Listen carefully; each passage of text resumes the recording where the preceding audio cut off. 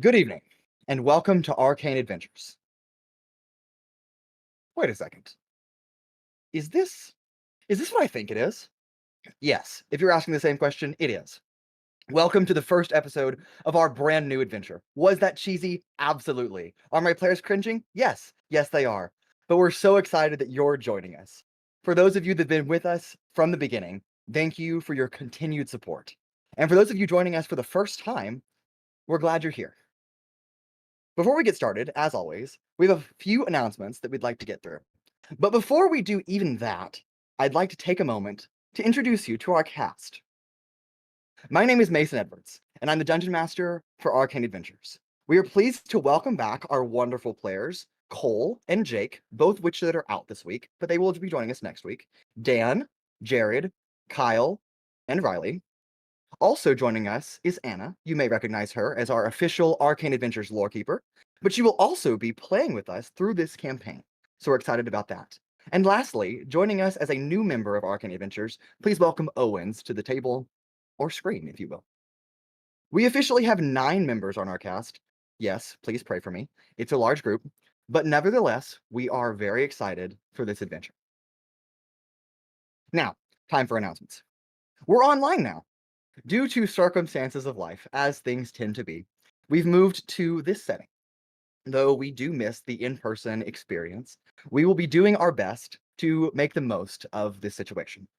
Through the process, we're still doing our best to capture the full experience. And we want you, our audience, to have that experience at your fingertips on the World Wide Web. And still an experience for our players as well. However, we do apologize in advance for any technical difficulties we may experience due to this new format. We're still working it out, so bear with us.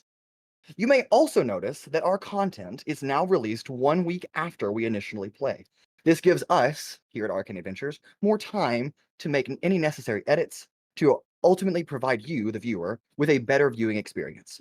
Our main session content will be released as a VOD on Fridays at 6:30 p.m. Central Standard Time. Also, if you didn't catch the hilarious, overly dramatic teaser trailer for our new campaign, you should absolutely go check it out on our YouTube channel, which is at Arcane_Adventures, because it's very funny, and it's very dramatic. And lastly, Arcane Adventures will continue to provide supplemental content, but we also encourage you to check out all of our content already existing and yet to come, including this new campaign, once again on our YouTube channel, which is at Arcane_Adventures. I think that concludes all of our announcements that at least I have. So it's time to jump into our very first episode of this new campaign of Arcane Adventures.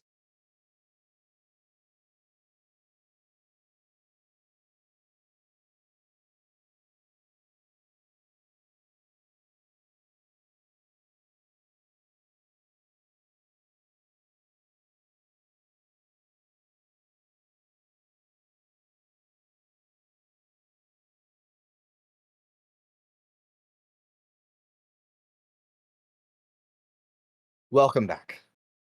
Ilethia, a planet filled with magic and wonder, a place of infinite stories and untold adventures. The year is 7331, about 21 years after the events of the penultimate that changed the face of this world forever. As society continues to recover, cities rebuild, and people adapt, a new age has been ushered in, colloquially known as the era of the New World. Marked by the use of airships, a whole new continent rising from the ocean and being explored, and the deities taking a nice step back, locking themselves to their respective planes in hopes of preventing an event such as the penultimate from ever being a threat again. We open on the continent of Phenorbia, a land covered in dense forest, mostly pine and oak, and mountains with snow-fed streams. It's early spring, the month of Alias.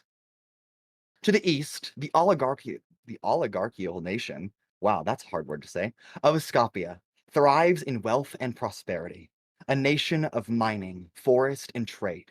To the north, the theocratic state of the Alliance of Provias sits. Large pine forests sprawl across its warmer regions, but To the north, even the larger uncharted frozen tundras sit northward still. To the south of Fenorbia lies the Democratic Union of Provonere, where even large swaths of forested landscapes abound, and whose coastlines, at least in the west, were hit hardest by the tsunamis triggered by the events of the penultimate. But tonight, we take a look at a city that lies on the border of the Alliance of Provias and the Union of Provonere, the city of Provonere. Just 2 decades ago, this was nothing more than a small farming community. However, the creation of the Ilethian airships has engineered the greatest opportunity for growth the world has perhaps ever seen. For their own reasons, neither the Alliance of Provias nor the Union of Provonere wished to construct an airship skyport within their own capital cities. But they reached a great agreement when they determined that they could build a city together. It would be prosperous for all of them. Over the last 2 decades or so, these nations have funneled time, effort, and most of all coin into building, expanding, and fostering the expansive city of Provonere. Today, it is home to more than 750,000 people, a major trade hub for airships headed to and from the risen continent of Okoriox to the west. Provonere is governed by a council of wealthy nobles that serve under the ruling governments of the 2 nations. The city sits on the outskirts of the Yadawel Peaks and woods, and lies just a tad over 100 miles inland of the western coast of Fenorbia. Tonight, it is dusk in Provonere. The final airships making their late-night arrivals and departures from the 7 towering skyports of the city. The city center, colloquially known as the Hex, is busy as usual tonight. Dancing, music, vendors, all in the streets. A light dew found among the trees and many of the foliage and buildings that surround the area. A small rain shower, one of many this time of year, has concluded in the last half hour or so. The air is cool. A gentle, crisp breeze brushes the town. It's filled with the scent of petrichor and pine needles. But our story actually begins tomorrow. So what are we doing now? Well, let me just tell you. This evening, our view cuts to a house. Someone illuminated by a silhouette dims a lantern in their bedroom and drifts off to sleep. Across the house, unbeknownst to them, a man sits comfortably in their chair, gently reclined by a fireplace. A fire has been brought low, as if it desperately needs a new pine log. But the coals alone provide enough heat to the residents of this household. It is here, in the dimness of firelight, crackles of pine here and there, that we get a brief glance at the rather large figure reclined in this chair. The person is comfortable, almost asleep. The breathing is labored by restlessness and exhaustion. Nearby in this room, quietly, a door opens. It lightly creaks along the frame as another figure, still hidden in the shadows, steps into the ever-dimming light of the fireplace. The 2 individuals acknowledge each other, as if a meeting was perhaps scheduled. Even though it's hard to tell, we can see a faint glance of recognition between the both of them. But we don't quite hear the words in which they exchange. Instead, after several minutes of a hushed conversation, mere whispers no louder than the fire itself gnawing at the last bit of pine wood within it, we watch the 2 individuals draw close to each other, draw ever near. Through the dancing flames of the dim light, we see a face of anguish, of pain, the last look of hope, fading as color bleeds from a life. The back door opens once again, and 5 more individuals, each covered in dark robes that blend them in with the very shadows drawn along the walls, enter the room. Together, the 6 figures haul away the first silhouette, a lifeless body on the floor, and they vanish into the night. And all is quiet once again in this house, as the last ember of flame grows cold and dark. One day later, At dusk, once again, our story actually begins. And it is now that I would like to welcome you all to Chapter 1 of our new adventure, New Friends and New Journeys. Episode 1, the start of something new. It is here that we see 4 individuals entering Provonere from the northbound road. They're headed south towards the city center. It is now that I would like to ask Dan to describe your character. Oh, uh, I am Dan, and I'm playing Rancor. He is a about 5'6" tiefling with a purplish blue hue skin, with very not quite matted but messy, kind of dirty black hair, relatively short, wearing looks like a kind of a brown, not quite trench coat, but very much long, longer coat. Um, Wearing a pair of black opaque spectacles with a looks to be a empty scabbard at his side, but does appear to be walking with a seeing eye cane or stick, um, as he and the rest of his troop into the city. Walking alongside him, Owens, would you like to describe your character? Yes. Walking alongside him, standing quite a lot taller at 6'2", is a blue dragonborn with bright, brilliant cerulean scales, glowing yellow eyes. I'm playing Altrix, a rather interesting looking dragonborn, especially by the clothes he's wearing. A lot of it made out of snake skin, bear fur, wood, very much cobbled together. He wears on his shoulder a leather pauldron that was not made for him. It is very much too big. And he keeps a leather almost satchel at his side. He's hugging very closely as he walks with a certain nervousness alongside Rancor. On the right side of Rancor is a rather shorter person. Anna, would you like to describe your character? Yes. I am Anna Paloma. She is an Aarakocra, but she doesn't appear to have any wings on her back like most Aarakocra do. She is standing at a whopping 3'3", and is dressed in simple like traveling clothes with a cloak. But she does have, you can see, shiny things kind of tucked away, tied to her belt. And she is walking, like keeping an eye out, scanning the crowds, looking for trouble. Now, Paloma, you've been conversing with Rancor, and conversing is a harsh term to apply here because it's mostly been you talking, and Rancor hasn't said hardly anything to you.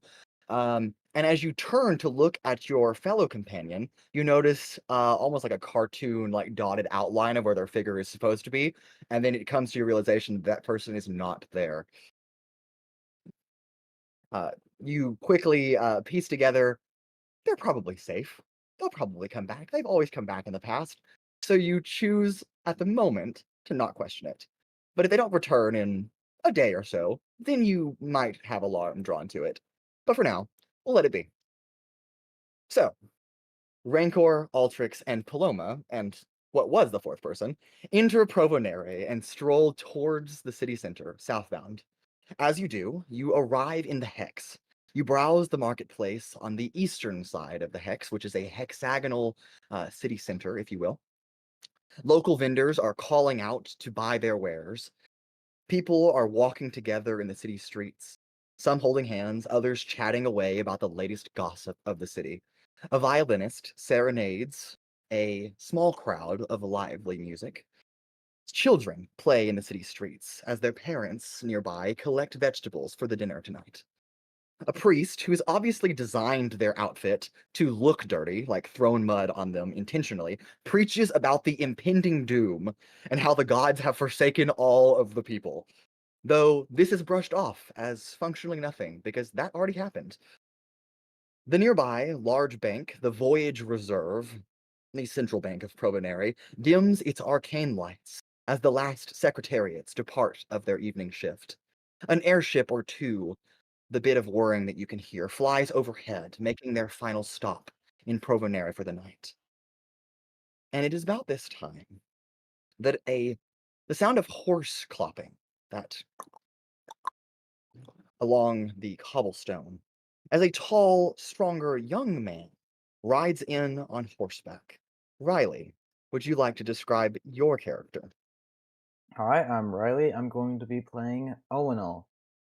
He is a hulking 6 foot how do you say it again? ASMR? I don't want to say it like that. ASMR? Asamir, Yeah, covered in that's armor, with golden orange skin, yellow ochre eyes that have no pupil, and about shoulder length off-white hair, and his face is crisscrossed with various scars of unknown origin. wonderful. Now, Owenal, you ride past a group of three kind of outstanding individuals, that being, unbeknownst to you, however, Rancor, Altrix, and Paloma, as they kind of sidestep. Rancor, how do you respond, being blind, as this horse kind of comes trotting by you? Watch where you're going. Sorry, dude, I'm in a rush. And the two of you Aren't- are quickly out of sight of each other as you kind of Owenal blend in with the crowd. Rancor, Altrix, Paloma, what are the three of you doing here in the hex of Provonere? Well, Altrix is a bit overloaded at the moment. On one hand, he's got this satchel that he's keep very close to him. He's been warned about places like this, how some people might want to take your belongings and not give them back. But on the other hand, there's so many things everywhere, all the up and down, left and right. There's so much, and things that he's never seen before. Buildings far larger than anything he's believed could be made. But then again, there's just so many people, and he is just trying to stick as close to everyone else as he can. I think Paloma would immediately be looking for a job board equivalent thereupon. Just like somewhere where she can like find a place, get a job, make money, move on. Understandable. Rancor, what about you? Rancor will be looking visibly dur- duress. Is that the right word? Under duress? Um, under duress, frequently kind of flinching and his face kind of scrunching as he tries to not. He tries to like, kind of block his ears out, but not like obviously like holding his hands over, but trying to find somewhere a little quieter, Wonderful. somewhere where that's not as overwhelming. Great. About 200 feet away, now dismounting their horse that just rode by. Owenal, what are you doing?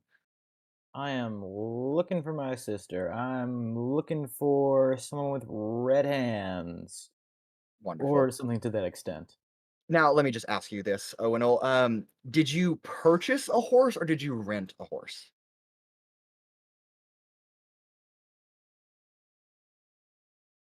Owen will probably purchased a horse. Wonderful. So, are you going to have your horse kind of follow you around now, or do you want to dismount and kind of let someone keep that?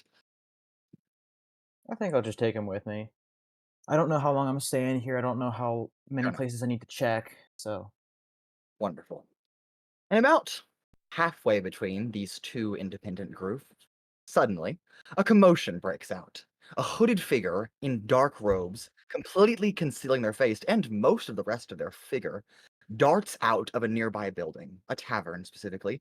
The figure cuts a hard right, almost 90 degrees, about 12 paces outside of this building. Unfortunately for them, on the light dew-covered ground, as another rain shower has also occurred this evening, but moments ago, they lose footing, almost falling to the ground, and the satchel that they were clutching tightly, the only non-dark thing on their person, the leather satchel, drops to the pavement, the cobblestone, and you watch as this brown leather, lighter hue, makes contact with the ground. Several papers kind of spill out, getting just slightly damp, accompanied by the sound of glass shattering and metal clanking from inside the satchel.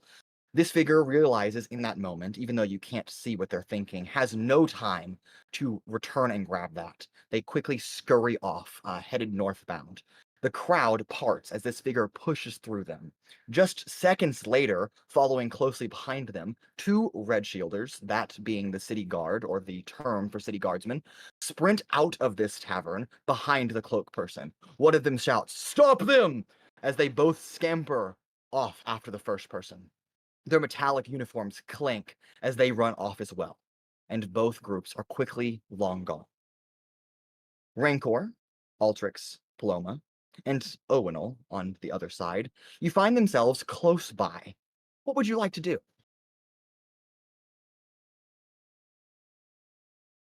Okay, Paloma, you begin quickly approaching the satchel. I might try to find some other city guard, maybe find those two if they're still around, ask them what is going on.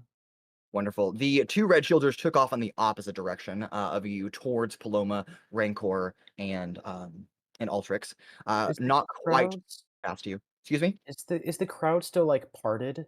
It parts, and then you see this short, like 3 foot tall, gray plumage bird lady comes like trotting up towards the satchel.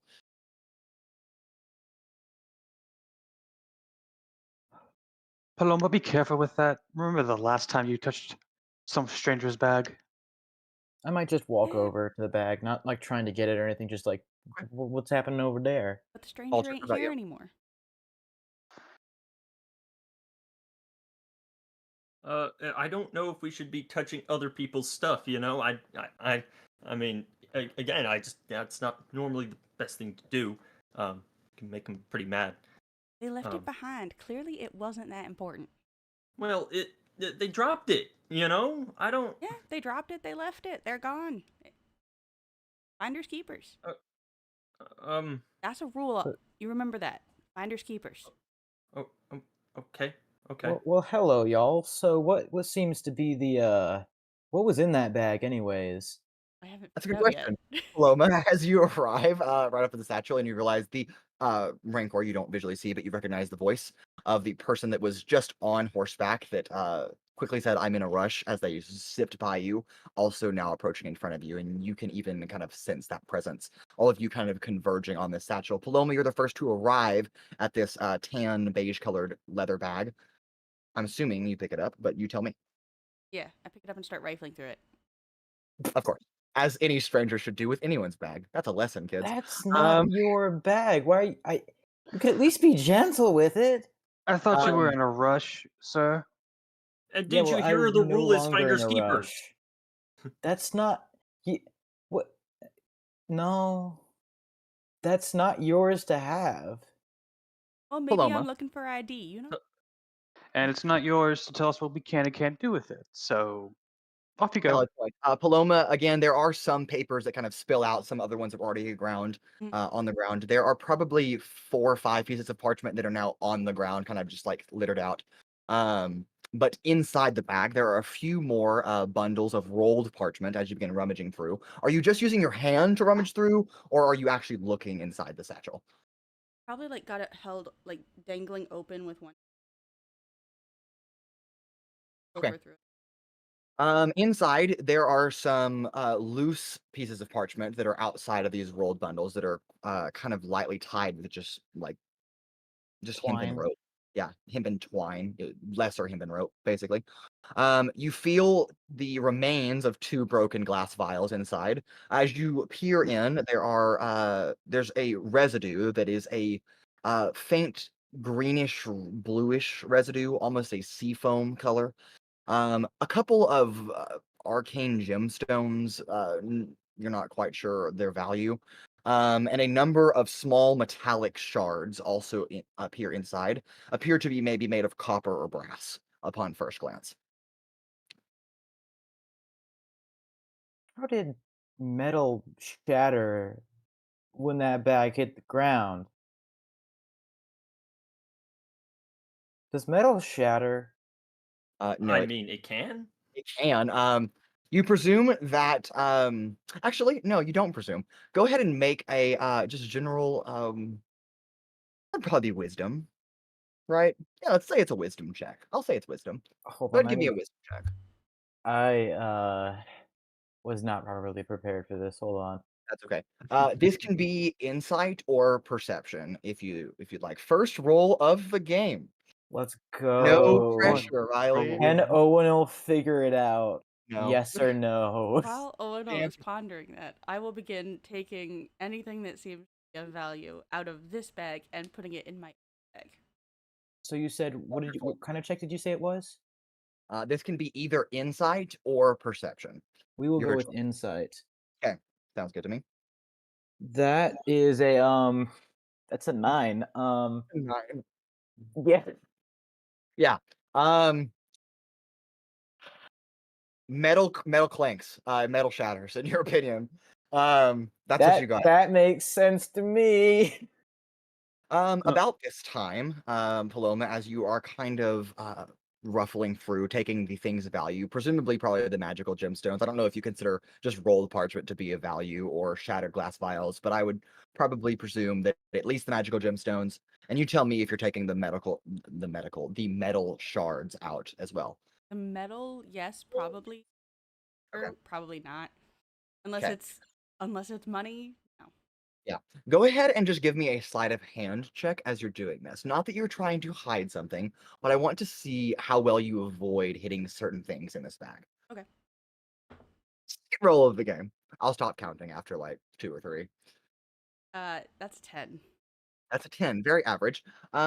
You kind of lightly brush into that liquid, and as you do, it sizzles on your skin, on your feathers, just lightly, not like shocking pain, but you do take 2 points of acid damage, as it Wow. does kind of burn and kind of singe your feathers a little bit, a little tinge to it, and you're kind of like, oh, that hurt a little bit.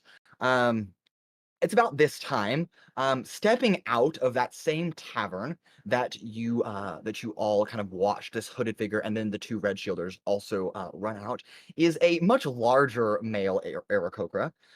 He is also covered in gray plumage, though it has a bit more of a brown tinge to it. He has almost like aviator like goggles strapped to his forehead, but you notice that like one of them is like cracked, as if he wears it for the look and not for the function, at least presumably. He looks very determined with his like orange eyes and the blue undertones. He's wearing these like brass or copper pauldrons, and very fine attire as he steps out. And he just kind of looks at all of you for a moment and doesn't quite say anything yet. As my attention is nowhere near this gentleman, it has now been entirely fixated on this odd substance now in the bag. Could I make some sort of Arcana check? Um, are you trying to identify its magical properties or its alchemical properties? I guess alchemical. Okay, go ahead and give me. Goodness, I haven't done this in so long. Would I it have be to think about. wisdom? I Um, do have alchemist supplies as a tool proficiency. yes. So yeah, just make an alchemical tools check. So you can add your proficiency modifier, and I believe that uses your wisdom. It is wisdom. So I'll let you add your wisdom modifier and your proficiency modifier to this roll. All right, a fat +2. Fair enough. Use the artificer die. All right, 17. Damn. Fair enough. As you begin to sort through, you notice that, and because they're merged, it's hard to tell apart which liquid was which. You can presume, now that Paloma is kind of showing you the inside of the satchel as well, that one of the vials once held a blue liquid and the other once held a green liquid, and now they have merged. It's hard to tell which liquid has which properties, but you do identify that one of them is just a straight up a vial of acid. Like, just, it's kind of poorly made acid. It's not very high quality, but it's just acid. The other one is a recovery potion of some kind. Probably be useful for spellcasters, or people of the arcane validity, but it probably has no function now that it is mixed with acid, but you can take that information as you will. Okay. About this time, the tall Aarakocra, he's standing now, as he approaches you, about 6 feet tall. Kind of looks at all of you. Did you all catch that individual? Did you see where they went? Uh, Uh, Owunul over will be like, that yeah, way? they went that way. Great. They stole a couple bottles of liquor. And That by stole, I mean they drank some inside my bar and didn't pay for them, but it's okay. We have insurance for that. My did you? name's Hawk. It's nice to meet you. What are you folks doing here? And I see that you're holding the satchel of that individual. So, Here you go. It's full of acid. no, I don't want it. I don't want it. I do think that, so just so that you all avoid getting wrapped up in the law, that you might want to at least take it to some red shielders and the nearest post and let them figure out what to do with it as you will. But Oh, so it's their bag? well, it's not my bag, and it's probably not your bag. So I would just let the legal enforcement figure that out. Yeah, what you're supposed to do is you're Why do supposed to they like get the bag? turn it into the lost May and I make found. You an know. They're the law. They handle all the criminal I'll problems go because take there was its a ring. robbery. Can Yeah, I make that would be wonderful. And when you're all done, yeah, yeah. Can I make And an insight? that's Sorry. What? Can I make an insight check to see if either he's being truthful about just trying to be a good Samaritan, doesn't want us to get wrapped up in something, or is he trying to like get us to stay away from the bag and cover something up? Absolutely. Go ahead and make an Um, insight check. and I believe Third roll of the night. Well, actually, it's fourth roll because I forgot to call out Owens a roll. So fourth roll of the night, and now I'm done counting. Aha. You guys have done it. and so I want to double check. We said I get advantage on insight checks, but only if I'm close enough to the individuals. Yes, that is correct. And is And 6 feet. you are close enough. He is within 10 feet of you. Okay. So, So insight. I only get +1, but let's see. well, That'll be a 19. 19. Very nice. He is being a good Provonerian, because good Samaritans don't exist in Ilethia, but good Provonerians do. He doesn't seem to be facetious in any way. He does seem to generally be trying to help you. He obviously, there are some like undermining tones that he's like kind of worried that the criminal that just stole the 2 bottles of liquor, that drank them and didn't pay for them, he's like, well, now I have to go explain this to my coworker, but that's basically what you pick up. He's not super anxious. He seems to genuinely be caring about trying to help you all. He does seem a little bit awkward and doesn't quite know what to say, so he's trying to find the words, and that's why it's like taking him a second, but that's about what you get from him. so I when think- something isn't mine and something isn't yours, it goes to them? No. No. Well, this is Because someone stole it. And because this is Okay. special situation. it's a So- situation where now this is what we call a criminal investigation, and the people that handle the criminal investigations here in Provonere, called the Red Shielders, that's the city guard, they take care of it, and you are in possession of evidence. And I would not want to get involved in criminal stuff, and I presume you don't want to get involved in criminal stuff, so you should take it to them so you can avoid getting involved in the criminal stuff. The way it And works is if the law finds you with this evidence, it may implicate you in whatever happened here that was illegal. It can get you in trouble, which is why you Gotcha. shouldn't keep it. Great Okay, point. and Here you that's go. the rule? No. Okay. Yes, that's Oh. that's the law. I take it you folks are not from around here. What about the rule about finders keepers? That's not a real rule. He You may brings Personally- up a very fair point. Personally, I believe finders keepers is a good rule, but again, when dealing with legal matters, I would not want to get involved on that. So, just do what's right, stay out of the thing. So essentially, the government has ultimate finders keepers over stuff like in criminal investigations like this. Yeah, that's about how it goes. That's So they about can. right. They so- have dibs. I'm sorry, dibs. Yes, they have dibs. Okay. But is that just not You must be stealing from also? up north. But it's while different when the- the government does it. While this But is it- going on, can I put my hand in the bag and kind of like thumb through all? Is it like loose leaf paper or is it like bound scrolls? Didn't you say There are some loose papers, but there are mostly like bound scrolls. Can I kind of thumb through and feel like how many loose papers I feel and like how many scrolls? Yeah, go ahead and give me an insight or perception check.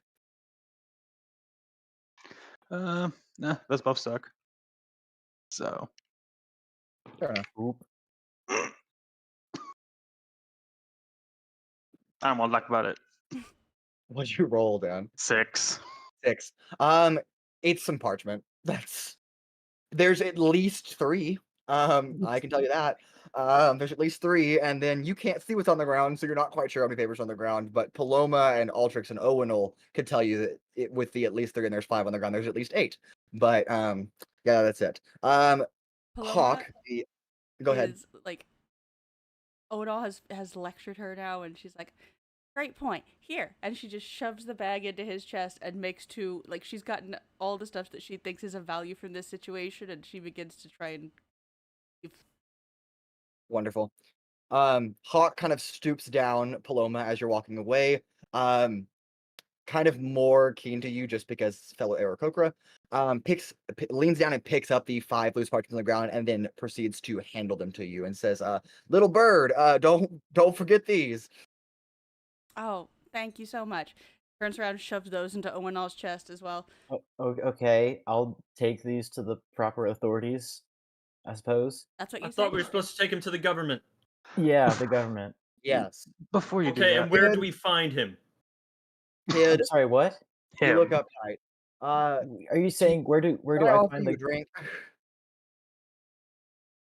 I'm sorry, what? Who are you?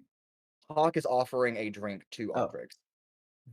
But I mean, I have water. I don't. No, something a little stronger, a little bit more I've, alcoholic.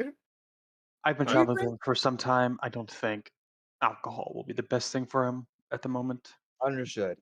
All right. Well, if you ever need a drink, feel free. Again, my name is Hawk. I'm the co-proprietor and bartender over here at Tequila Mockingbird. So feel free to come visit us. We're the best tavern in town. I'm so glad I've got these are reactions I've been waiting months to see from all of you. So there's The no ur- dibs. The urge to press the disconnect So button is no, very strong. was it Altrix? What was the Altrix. Yeah, Altrix. Yes, Owens is you were playing Altrix. you were asking me where someone was? Yes, the Also, government. He said we need to take it to the government. Where do we find him? The government is not I'm sorry, you may be under a misconception. The government is not a person. It is a group of people that govern. And where? Hunter, Well, generally, I suppose the it's none of our place business. would This guy's be got it. something like the I- town hall, wherever the law center is. I'm not sure. I'm not familiar with this town's government, but generally, Yeah. whenever you bring it to, there is like a subsection of the government, and that's like the Red Shielders. They The Red uh, Shielders are the government. They are They part are of the representatives government. of the government. Yes. All right. I'm going to take my leave. Anyone with Again, a red remember, shield. Hawk, co-proprietor, is bartender of government. Tequila Mockingbird. Feel free to visit. I mean, that is Kind correct. of, he kind of walks back, kind of moves like 12 paces back into the front door. He's To kill trying a to get away from mockingbird. this conversation. Yeah, he kind of leaves. And it is also about this time that two other red shielders coming up from the southern side, kind of approach all of you. Um, Hello, ah, misters. This witnesses. is Wonderful. yes. I also would like to present this evidence that we found on the ground. They dropped it whenever they was running away. Well, that's wonderful. Here you go. Yes, and they kind of take this as well. Thank you, kind citizens. We would, as witnesses, you witnessed this, did you not? Nope. Yes, I suppose we did. that's how witnessing works. Yes. Paloma, make a deception or persuasion check. You don't have to tell me, but I, as the dungeon master, obviously know what you are trying to do. Oh, As that's you real lie good, to Not us. Mason, my actually. problem. I'm not. We are I'm not officially quite like 30 minutes in, and you're already getting in trouble with the law. I'm not quite certain what crime you're Referring referring to to. 17. 17. All right, let me see if Rolled they an 18. wonderful. Oh, minus one insight. Okay. They're like, okay, this person did not witness this, but the rest of you, as witnesses, we would love to kind of take you back to the office for questioning. That would be wonderful. Do you folks mind, as the other one speaks up, do you folks mind as if you just come with us? Yeah, sure. Those No the problem. witness, that would be great. Just a couple questions, and then you'll be free to go. I suppose. I mean, they told us Yes, to these seek out the government, and you are the government, so they are part of the um, government. They're not the entire government. That would be a different form of government than what I assume is gotcha. going on here. Right. Because there was the The other gov- government that ran down the road. This, wait, okay. All of the red got it, dude. shielders are part of the same government. Gotcha. Like a town. Yes. It's like a club, but it's got a lot more power than a club. So like a great club. As you were all saying this in front of these two red shielders, they just kind of like begin escorting you a little bit northward. Paloma, I as like- you watch Rancor and Altrix kind of get I like was. shuffled off. Rancor, yes, go ahead. I wanted to kind of butt in. Separate I know you are governments. just doing your job, but I, for one, not really able to witness much, and I'll just kind of pull my spectacles down a little bit. Understandable. We appreciate the honesty. You're free to go. Actually, Yes, as they look at the scar and they're like, okay, that's fair. We don't mean to cause any trouble. But we do. Two witnesses is fine. If you would please come back with us to one of the stations, that would be great. Cool. Sure. Looking back at my two compatriots, are y'all gonna go coming or no? Yes, no, Fine. yes. I mean, I can help get you back to them after we finish up. I would like to. Um, words non-existent. I understand. Would you like Um, to make a meetup spot? Because I would assume y'all won't stay here the entire time. I wasn't. I was talking out loud. I was trying to say stuff because mind. I'd like to have who um, morph into something smaller and place Trying to be among sneaky. among among Ultrix to have tabs on his location Yes. and a way to communicate with. And you're trying to do this right now. I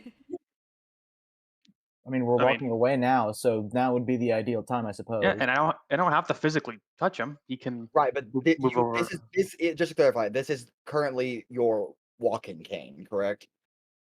Yes, but as Okay. far you said that So Well, red guards you- were walking away red with shielders, them, yes. right? Well, they're kind of walking away. They haven't quite left yet. Are are you? the you guards trying like to do it stealthily? behind us or in front of us? They're kind of walking on either side of you. Okay. Yeah, Dan, are you trying to do this stealthily, or are you just trying to do it? Stealthily in the way of I would wait until the red guards started walking away with them to do it. I wouldn't do it while they're right there. I But will give you advantage because they're not looking. But go ahead and roll me a sleight of hand check, please. Not too bad those. That will be a 17. 17. Okay. Let me see if they pick up on anything. Noted. Okay. Paloma, as you are standing there with Rancor, and Altrix, who has kind of turned his head back to look at the two of you at the same time this is happening, watch as Rancor's walking stick shrinks down, changes form. Rancor, what would you like? What form would you like your walking stick to take on? Your microphone is not present. Sorry, I There you muted go. it. I we discussed a little bit. It's a little iffy on what he can't transform into. I assume does Ultrix already carry a dagger on him? I Altrix? do. Oh yeah, That's crazy. Okay. his favorite dagger actually. Would you like another? Sir, this man has a second dagger. Sure. I doesn't seem too out of ordinary. Just a second dagger next to the second one or the first one. Okay, and you kind of stealthily slip this to Altrix, and then Altrix obviously is looking at you. No, I miss it. I'm walking away, man. Right, no, I'm just saying you're looking at him. I'm not saying that you clock it. I'm just saying you're looking. Right on. Right. And then Paloma, you've seen this happen before. You're not quite as shocked. It's not new anymore, at least. The red shielders don't seem to notice. As the two of you now begin kind of ushered away, and I'm Do I assuming. notice? Yeah, you can. I'm sorry, Owunul. I totally forgot you existed. Um, That doesn't hurt at all, Mason. I'm again really sorry. I was worried about the NPCs. I wasn't thinking about PCs. Yes, you can roll perception if you're actively looking. If not, you'll take your passive. Well, I probably wouldn't be actively looking. I wouldn't have a reason to. So passive perception, 11. Okay, so you do not notice. Again, very sorry. Um, yeah, Shame. it's I okay. You take your totally head. forgot you existed. I'm sorry. God, give me. I'm at a long day. Okay. And that leaves Rancor and Paloma kind of just standing 12 paces outside of Tequila Mockingbird as Altrix and Owunul, who does exist, Yes, let me just I point out. exist. I'm Yes, who does here. exist. And the two red shielders kind of begin walking away a little bit northbound of here. The two red shielders, the first, the name is Sire Chime. A pleasure to meet the two of you. And Oh wait, can I make sure that I like bring my horse with me because he's not like yes, I okay. will say that's fine. And the other one, the name is Sire Bone. So what are your names? So we can just get acquainted, for legal purposes. Well, my name is Owunul Dazav. Nice to meet you. Hold on. Let me just roll. Okay, Altrix. My name is Ultrix. Great. Owunul, with your passive perception of 11, you notice as Sire Chime, his eyes go very wide as you say your name. Oh As no. he, like, looks at you and then says nothing. He's like, "Nope, I no, no, no." get the feeling that he knows the family name and Uh, has chosen yeah, to say nothing. yep, chosen to not involve himself. Yep, that's right. Okay, it's a pleasure to meet you, Owunul and Aldrix. And then they kind of walk, and there's a kind of silent procession as you walk 300 or 400 feet northbound of the hex here, and you enter kind of a two-story tall cobblestone facility. It has a painted red shield on the front with an R drawn on it in white, the symbol of the red shielders in Provonere, and you kind of enter into this one of their stations. Paloma, Rancor, what are the two of you doing in this moment, or what would you like to be doing while I handle the situation with the two of these people that definitely Does exist? Rancor need the walking stick, or does he just do it so that he No. doesn't look weird? Yeah, I'll let Dan explain that. No,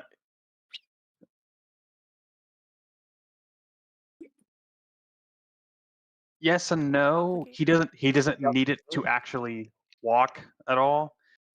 It's more to solidify the fact that he is blind. So he does So it for appearances for other people, not because he needs it. yes. Yeah, that's valid. It has other helpful things, as you're probably aware of, Paloma, but we'll get this later.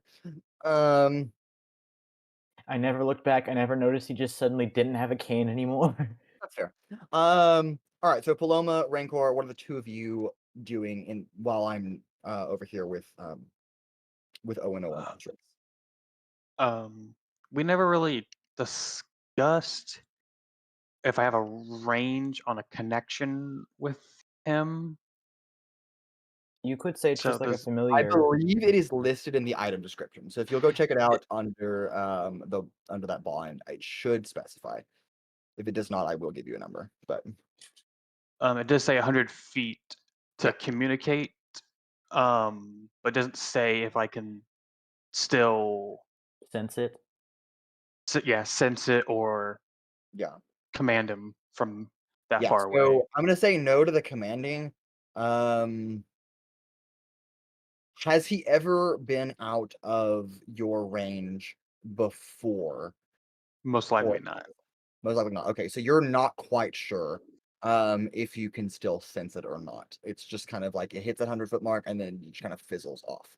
So there's like a faint like sense of proprioception, like what direction it's in, but you're not like sure how far away it is anymore. Kind of like lose a lot of those abilities. Yeah. Okay. So what are the two of you doing? So unless Paloma wants to do something, I would personally try and stay within that 100-foot range. Sure. Like not tailing them, but like slowly following them in the same direction enough where it's inconspicuous. All right, Paloma, is that Yeah. cool? Yeah, so there's plenty of people now. The crowd has kind of gone back doing their thing. The hex is still very lively. I'm not gonna make you roll for that. You blend in unsuspiciously as inconspicuously as you want to be. Yeah, totally fine.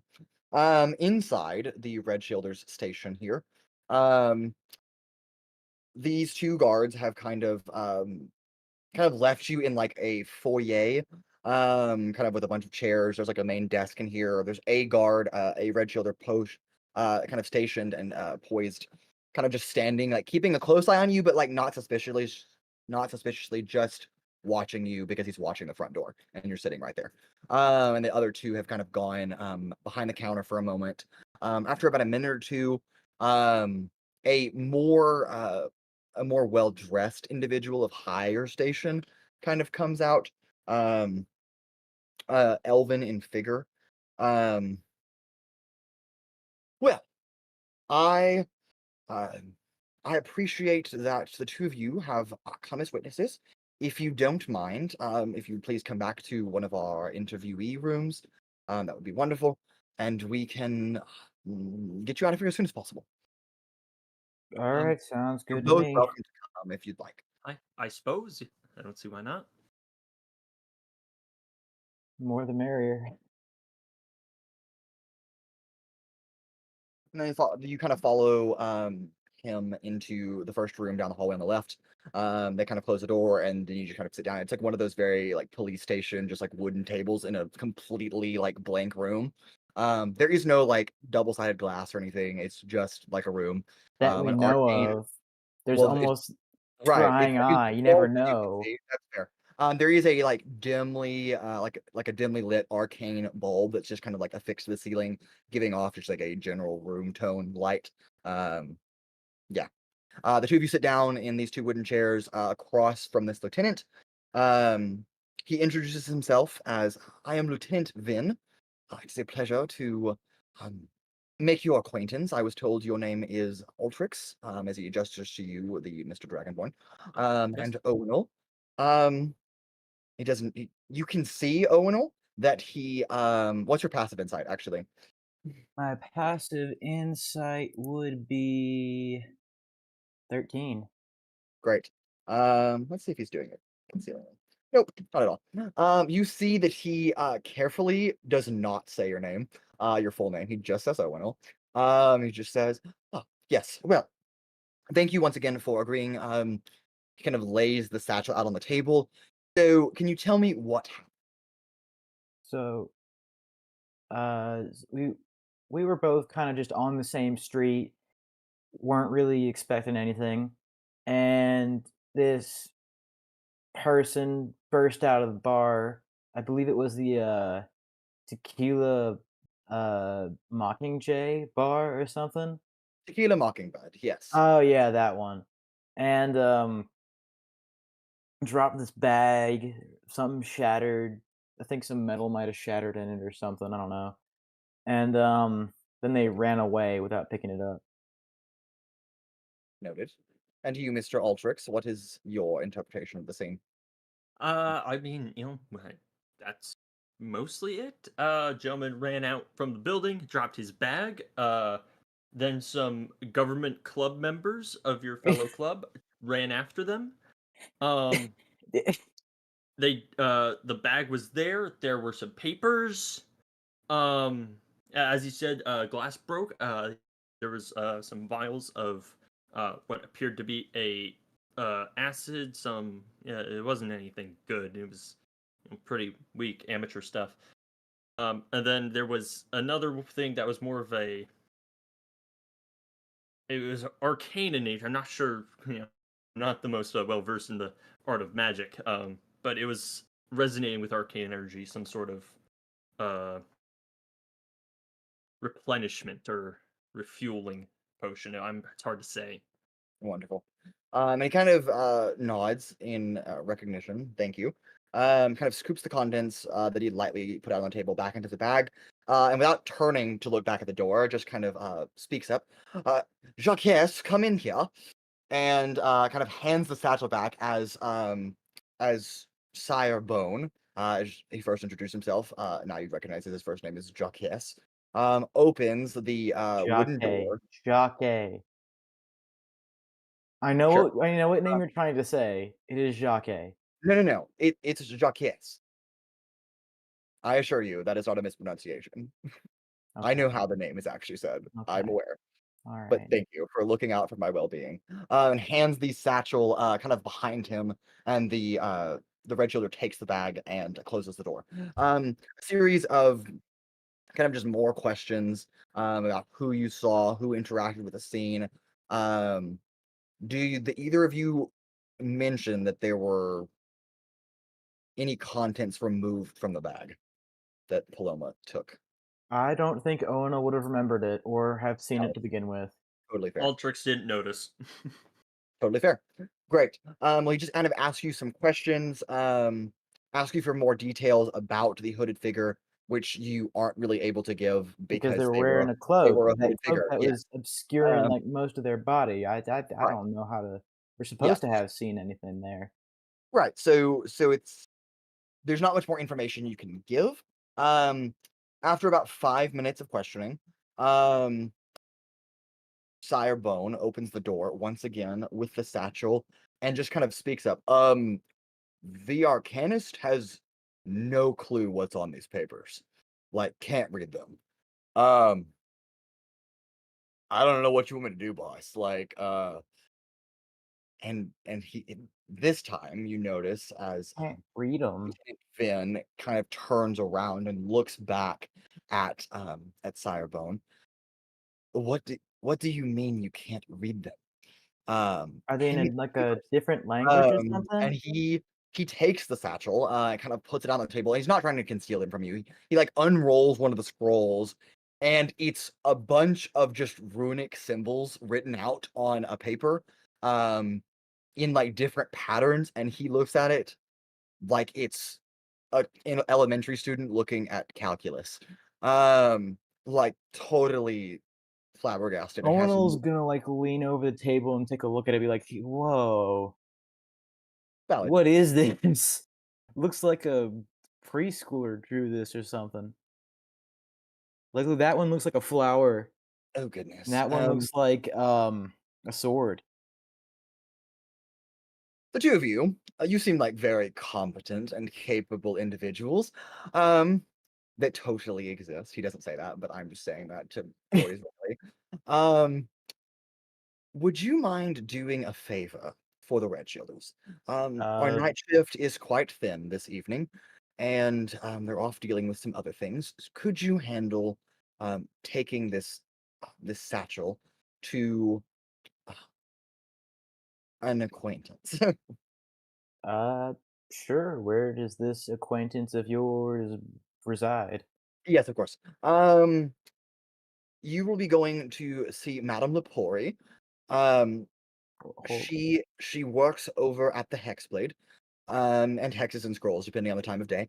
Um, I'll have Bone look at like show it to you. It's just across the hex. That's a big tall red tower. You can't miss it. But I'll have him just show it to you so that the two of you can just go there. Yes, yes, Rancor. How do you spell her name? Madame Lepori, so Madame as you would, and then Lepori is Lipori. L-I. That is not how I thought it was spelled. I That's okay. literally was gonna put L-U-P. That's okay. God. Yeah, you guys can definitely ask me how to spell these names because a lot of them aren't going to be spelled how you think they are. Do you want to come along with me, little Altrix, or do you want to do you want to go and find your companions?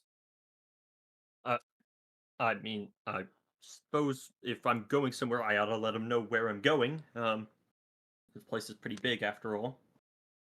We never did really agree on You're a a newcomer meeting to spot. Provonere. Well, welcome, of course.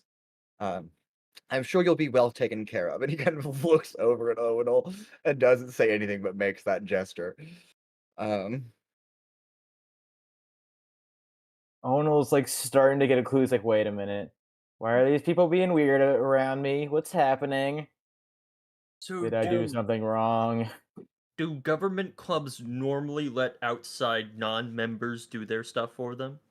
No, we do not. But again, like I said, our Occasionally, night shift it's is quite busy, and I really appreciate the favor. there are certain circumstances where the government may ask for outside help if a shift is particularly thin, or if the coffers are particularly empty. The No, coffers? we can compensate you if you would like compensation. Oh no, I was just explaining one set of circumstances that may. Well, doing it for free is even better. So thank you, kind citizens. um, I'm good with whatever. All right, Altrix, Owunul, anything else on your end? Do you want to? So yeah, do you want to go find your companions first, real quick? I believe that would be within my realm of interests. Okay, Wonderful. we'll go do that first, and then we'll go deliver this little bag here to the madam across in the Hex Blade store. The Hexes and whatever else it was. Yes, and the lieutenant kind of stands up, shakes both of your hands as uh, just thanking you for doing a good service to Provonere. Gestures to the door, like you're free to go. About the same time, the door opens, and then you watch as Sire Bone, the red shielder dressed up, steps into the chamber, kind of escorts the two of you outside, just to the front of the red shielder station, gestures almost directly across the hex. So you're currently on the northeastern edge and gestures to the southwestern side, directly across the hex almost. As you can see pointing out, like the lieutenant said, very hard to miss, a quite tall red pagoda-like tower stands across the marketplace, and vibrant lights seem to be flashing from its windows, like a party is going on over there. So it's bumping, if you will. Do you think Do you think it would help if we used the roll 20 or whatever it is to like get the map of the city? No, Okay, cool. You Thanks. just pulled up yourself. No, no, yeah, that's you not can nearly as pull it out fun. yourself if you would like to. That is fine. I To want to move the immovable tokens on the forces. map. You don't understand. That's fine. No, I do not want to open it right now. Okay. So, It's should we not just labeled go? on map, so it wouldn't exactly be helpful. It would just I be helpful. think it might be best to find your friends. I guess if we retrace our steps, they might be in about the same place. I suppose we'll head back to Tequila Mockingbird, or Yeah, let's do that. We start walking. I take my horse that I presumably left outside, and I kind of bring it along with me. Okay, sounds good. And the two of you begin walking. At what point, Rancor and Paloma, do you want to join in with this, with the two of them? Mm, Well, I guess three with the horse, but Probably like 50. horse Probably is about official too. The horse exists too, 50, Mason. Yeah, it probably does. about 50, 60-ish feet. Like once like it's clear, like there's no. Because you said the red shielder just brought him outside and then walked back in, right? Yeah, just kind of opened the door, kind of stepped out, pointed at the large bumpin' tower over there. The Uh, bumping tower. or than phrase that they use for partying. Party hard in Provonere, so go bumpin'. And kind of points at this large 5 or 6 or 7 story tall building.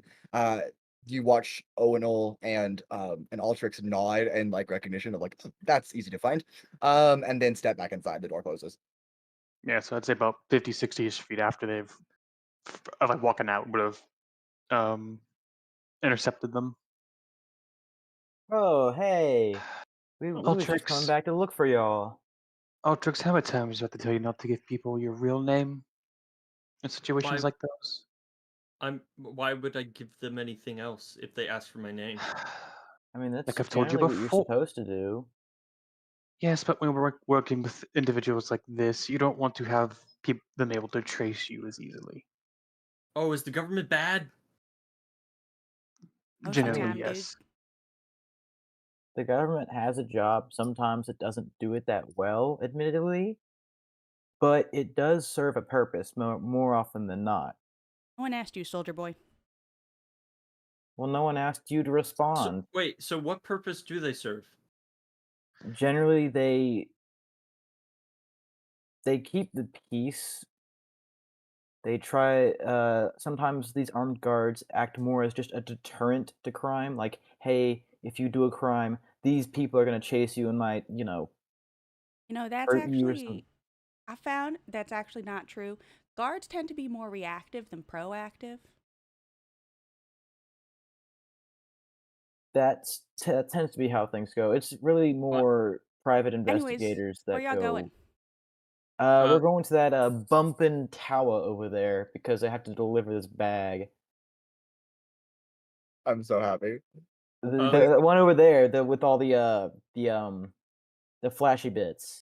Yeah, they Something- gave us the bag back. They said you can't read it, so they want to go over there and see if they can read it. Yeah, we took a look at it. I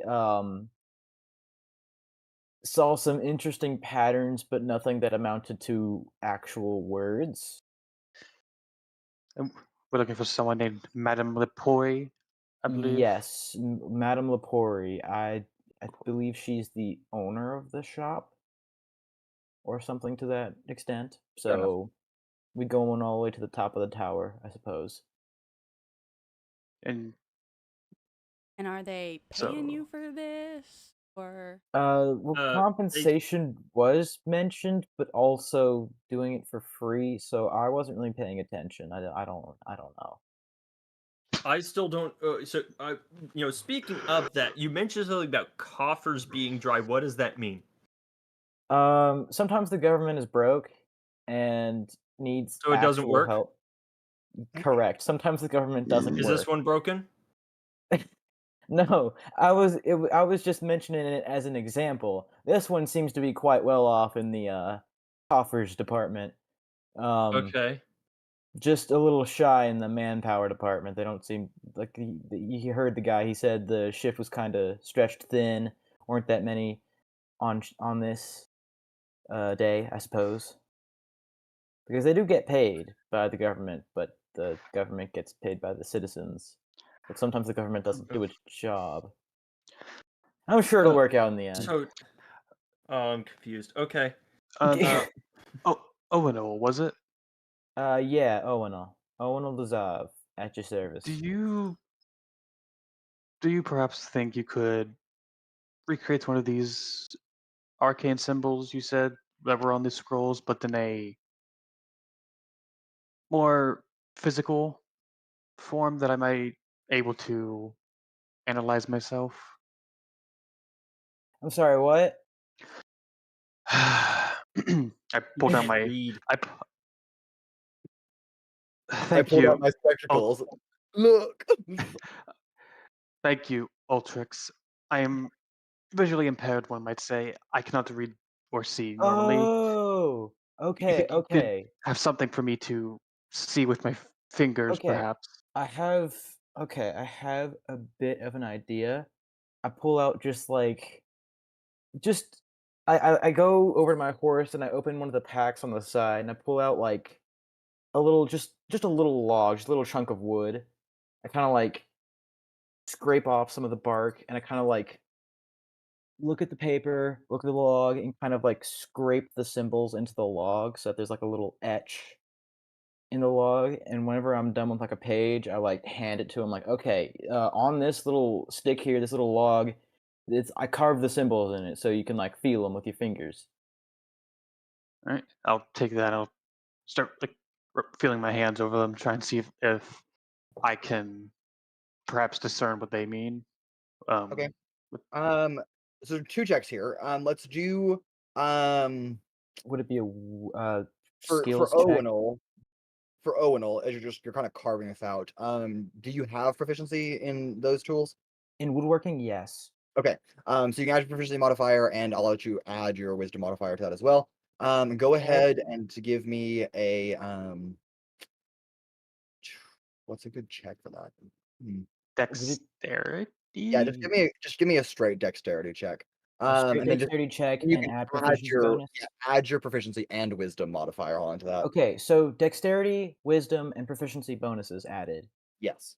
Okay, so that's +5. Okay. That is a 12. 12. Okay, not bad. It's above average. And then Rancor, as you're feeling with your fingertips, what exactly are you trying to sense from these ruins? What do you Not so much sense as try and read as like you'd read Braille. Since Yeah. I am proficient in Arcana, just wanted to know if I can perhaps recognize Okay. any of these Yeah, sigils. just give me a general Arcana check. You've read probably plenty of things with your fingertips at this point. You've probably gotten very used to figuring it out and picturing it in your mind. So I'll just go ahead and let you. I'll take it as a straight roll, no advantage for touchy stuff. Yeah, not advantage. I'll just give you a straight roll. Uh, Disappointment crosses Dan's face and Rancor's.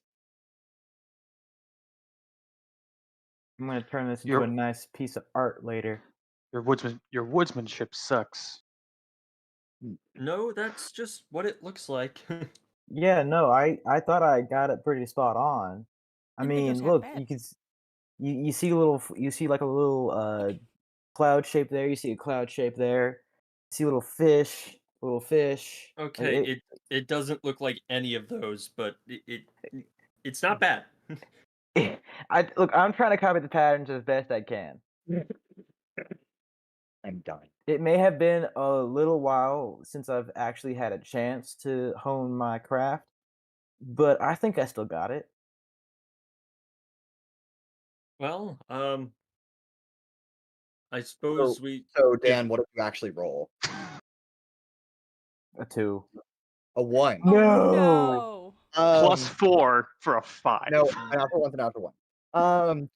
So Owenel, as you've kind of handed this tiefling figure this beautiful artwork that you think that you've crafted, which is a 12, it's above average.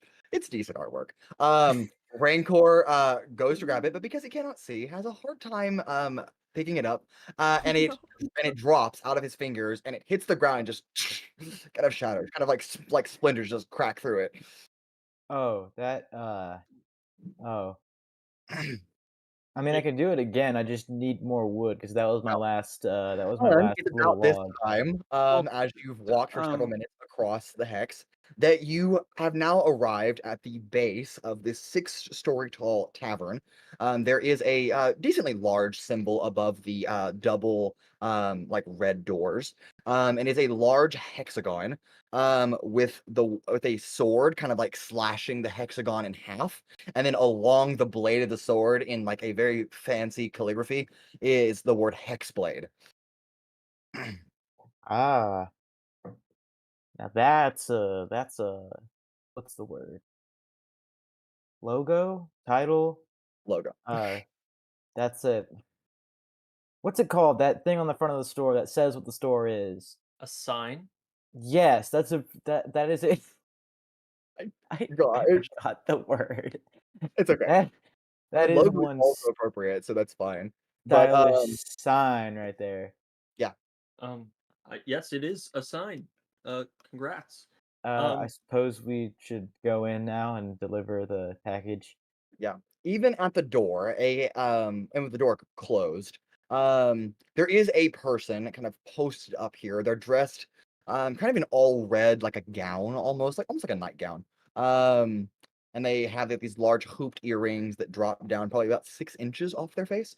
And this large like nose ring as well. And they're also like some kind of red metal of some kind, you can presume.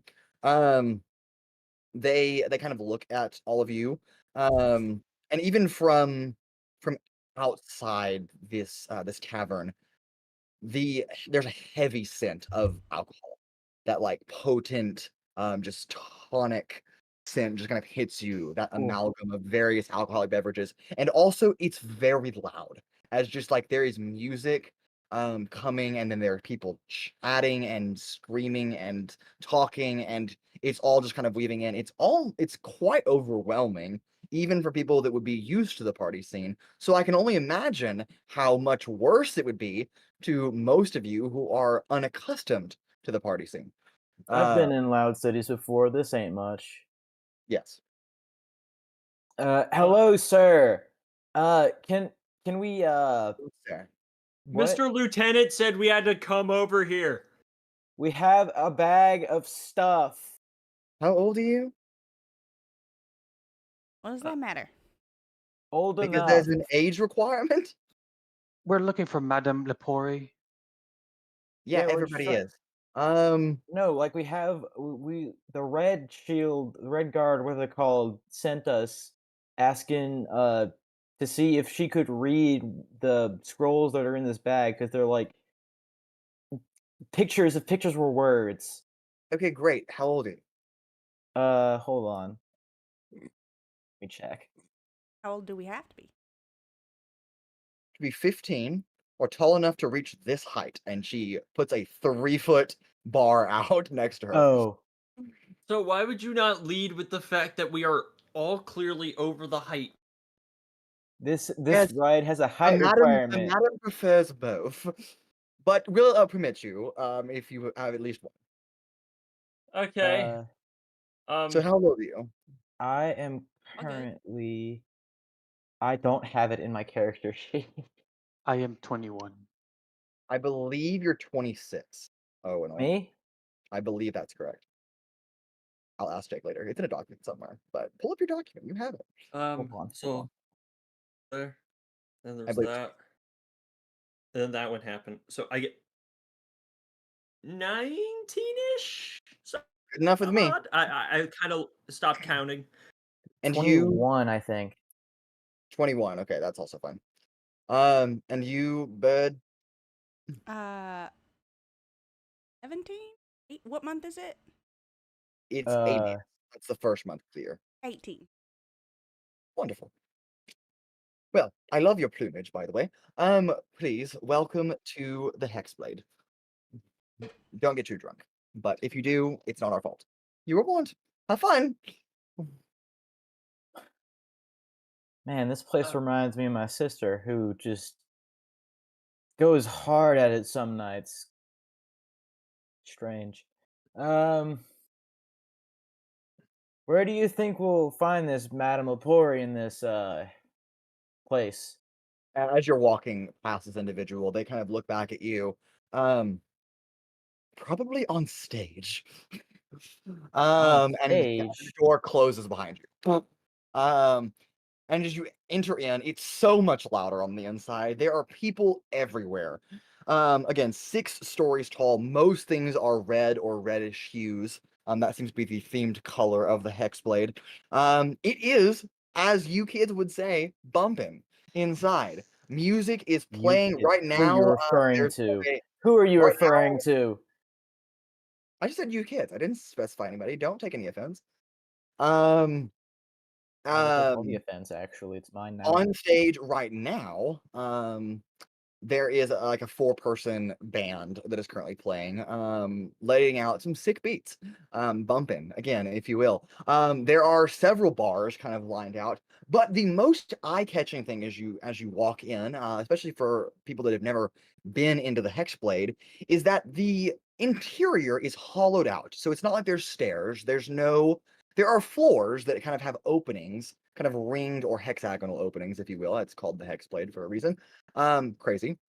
The tower itself is hexagonal in shape, They have but there are no hexagons in the fences Hexblade. That's on the crazy. floors. It's just kind of open, no fencing. It goes all the way up, and you notice as you step in, the band that is currently playing is hovering about 20 to 30 feet up above the first floor, above ground level. And you notice that people are dancing, almost swing dancing in this fashion, a mix of a tango and a swing, if you will. People are kind of doing these dances, and they're all floating at different levels within this hexagonal shaped interior. For those of you that are more astute to magic, it would immediately dawn on you that there's some kind of anti-gravitational or zero G field that's just constantly being applied to this central pillar. And you can just kind of float up and control, or you see people step in, fly up, and then come back down. It's definitely an eye opener, but it's also very loud. Rancor, you kind of cover your ears as it's overwhelming at once. Altrix, you probably react in a similar but not as terrible sense. But yeah, that's where we're at. What would you all like to do? I look around on stage. I look to the stage to see if there's. Well, okay, so there's the band. Yeah. Who can I see is in the band? Like what? Yeah, of course. There seems to be 2 orcs that are kind of playing. One of them has a guitar, and one of them has a cello. And then there is a human playing a flute or some flute variant, and then there's a female halfling that is singing, and just like wonderful, beautiful, high-pitched voice that harmonizes well with the environment. The sound is echoing off the chamber. It was very clearly designed to be like this. And then a variety of species and races that are dancing among the dance floor. Oh, that's definitely her. Uh, How do we get up there? And you can um, I would throw in here, you can hardly hear each other in this moment. And it's very cramped. Like you're having to like push past people and like wedge did through you say how do you get the beer? them. No, no. There. How? Talk. Oh! You saying how do we get up there? No, not beer. Stair? Yeah, There are no where's the stairs. stairs? There are no stairs. I'll try and find the stage, and I'm just gonna walk off looking for a physical stage because that's where I was told to look. Fair. Why is What he looking about for a page? Paloma and Rancor? What are the 2 of you doing? We already have the pages right here. What do you mean? What do you mean he's looking for a page? Thank you guys for doing those. I really appreciate it.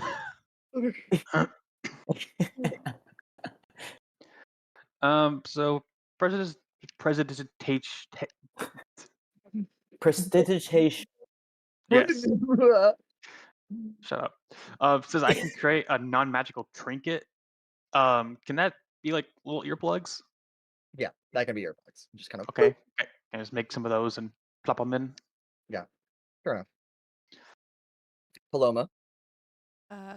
She is not into this. She's gonna stick close to Rancor probably. Like if Okay. he stays here by the door, she will stay here by the door, and if he further into the room, she's like when you're moving through a club, like single file, like holding onto the back of his shirt. Right, of course. All right, so Paloma and Rancor, y'all are kind of sticking together, kind of weaving through the crowd. Altrix, you went off to find the stage, specifically. Owunul, what are you doing? I guess I'm gonna kind of go towards the performers and just like, does he have the social aptitude to realize that he probably shouldn't just go up to her when she's performing? I think you would. I think you probably would. I mean, I'll let you take that as you will, and you can do what you want. It's your character, but I would think that you're more accustomed to a Yeah. setting like that you probably wouldn't. I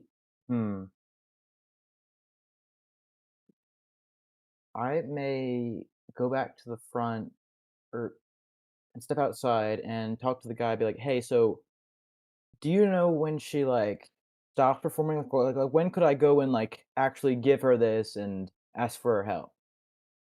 Oh yes, of course. I don't believe she's taken stage yet.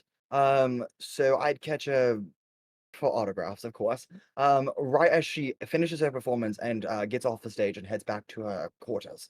That would be the best time to kind of catch up at the front. On the other hand, Premium and VIP members and platinum members do get front stage on the autographicals, but it's kind of a roped off area on the stage, but it's not put out yet. But when she takes stage, she will. okay, so I'll Now just go back wait. inside and enjoy yourself. Get drunk a little. I don't think I drink that much, sir, but sure. It's okay. So like on a scale of the stuff they serve in religious ceremonies to like the stuff they don't serve, where does this kind of drink land?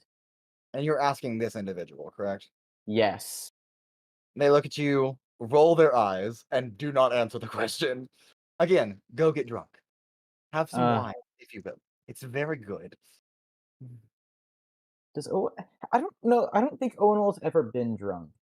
Probably not, but He's just gonna he's gonna head back inside and try to wait by the stage, just good. absorbing the chaotic nature of the room, being like, yeah, this is fine. Fair enough.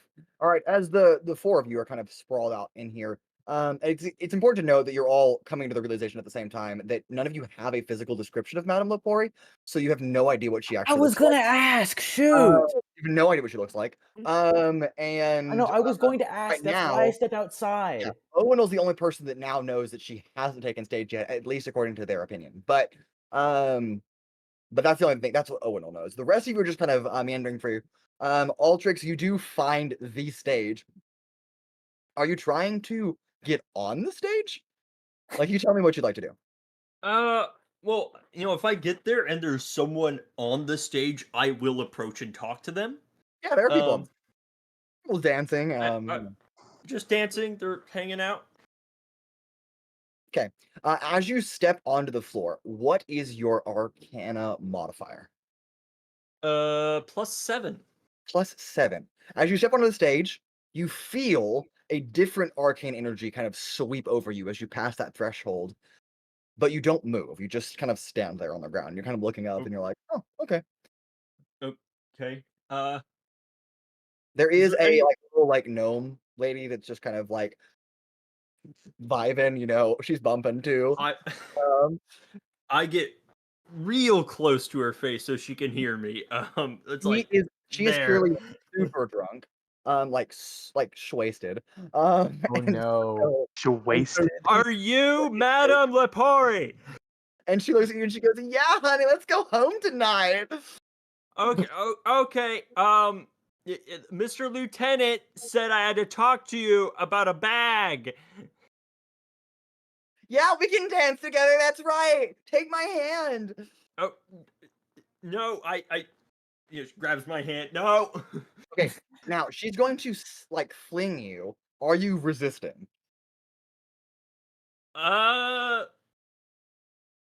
I'm just trying to keep my bag, my own personal baggage. That is my top priority. So are you resistant? I would say to being physically moved, no. Okay, great. Wonderful.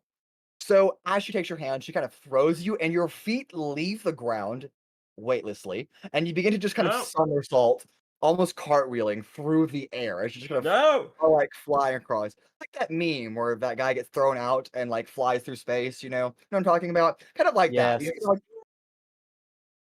into just across this like central Yep. hexagon, and then she like jumps into the air after you and like catches up to you and like takes your hand and begins doing dances. I'm assuming Aldrich doesn't know how to dance, but you tell me. No, I am upside down when she catches up to me. Great. I She was did not if she care. did not catch me, I was going to hit the wall. Or another person. Yeah, she catches you and you're like your face is like down towards the ground. Uh, You've Spider-Man never kiss. flown before, so you no, this is a new this feeling is for you. not right. Why? Spin me, sweetheart. Okay, just hands on her shoulders and just ribs Spin. spin. You can't reach her shoulders because she's standing upright and your face down. So you're like, Yeah, so I would Grab her ankles. grab her ankle. yeah, I grab her ankles and Beyblade rip her. Just Yeah, she goes across the hex. And she goes. She just begins to spin away. You notice. How strong are you, Altrix? Actually, that has no implication. Sorry, that means nothing. Make an Arcana check for me. Since you're not doing it willingly, make an Arcana check for me. all right. We'll use. She goes. I flinging will into a note wall. in this specific situation, the higher the number, the worse the outcome. I will just give you. Okay, well, thank God I rolled a 4. That's an 11. Great. All right. She goes flying across, narrowly missing the flute playing individual, the flute playing elf, kind of as he like parts his legs and does like a split midair, mostly for performance, not knowing that she's coming, and she just like throws it, and the crowd is like. Your mic just peeked And out. she begins to fly through, and she finally like catches herself and like swims back towards you again. Paloma and Rancor, where have you been making your way to, while on the floor, the first floor of the Hexblade? Since I wouldn't have been moving, but I would have had Ozen, since he can see to an extent, but have him surveying to try and to pick out any individual that isn't playing and might stick out as a notable figure. Since we Wonderful. don't know what Okay. Madam looks like. Right. Okay. He does not seem to. Also, is he still is he a walking cane again? Yes, I would have run him back Okay. as that. He does not seem to clock anything. In the general vicinity. I mean, people are important, but not. It's hard to catch that vibe in this presence right now. Everybody thinks that they're king and queen of the world when they're drunk. So they're all bumping. That's what you get. Yes, this is a competition to how many times can Mason use the word bumping, because I will never say it again after this. Paloma, what are you doing? If we are still by the door, I would go back outside and Okay. speak to the person at the Yeah, you let go of Rancor, as he is kind of like looking around. Stay put. Looking. Great. And you kind of push. Paloma, dear, where are you going? I'll be right back. I'm gonna go ask and see where we can find this lady. Oh God, where is Altrix? I think I heard him screaming about 30 feet up What's in the air. going on? What is your In passive the perception? air? My passive perception He's literally is gone. 13. Wonderful. You notice as Altrix spins this little lady that's half of his size, maybe even shorter, like underneath the flutist, and just, Sorry! And as And then Paloma you walks like up, go up. I want to also remind y'all that if you yell or scream, your mic will peak out and we will not be able to hear it. Yeah, don't actually yell or scream, but you can speak in an elevated voice for the immersion, of course. as Paloma walks out the door saying that, I'll be like, in the air, as the door just closes. Oh, little bird lady, how can I help you? Hi. I've never actually met the woman we're looking for. What does she look like? Oh, yes, of course. Madame Lepori, she's very red. She's the reddest dragonborn you're ever going to see. Um, yeah, I think she's hot, but that's a matter of my own opinion. So, Does she have like dressing or somewhere she'd be hanging yes, out? she does have a dressing room. She is the owner of the Hexblade, so I mean, she could go wherever she wants, I guess. Whereabouts are those? Um, Like from the I'm not door. I'm not actually at liberty to reveal that because patrons aren't allowed. So, sorry. I can't really give you that information. Well, I'm only asking because we got this important bag we got to give her. Right. Everybody has something they want to give her or something they want from her. That's normal. Go back inside, have a drink, have a good time. Take a spin on the dance floor. I heard that a blue dragonborn is doing some new and never foreseen moves up near the second floor. So Alright. Wonder who that could be. Could be And anyone. then True. I'll go back inside and meet up with Rancor again. right. And Um, about this time, as you enter the chamber, once again, Altrix, this little lady has made her way back to you. The band has finished playing. They kind of hit their final note, and they kind of descend back to the ground floor. Everyone's cheering, and a loud voice booms out across basically every corner of this building. Almost like someone's speaking on like a speaker system, but speaker systems don't exist. But some arcane equivalent of that.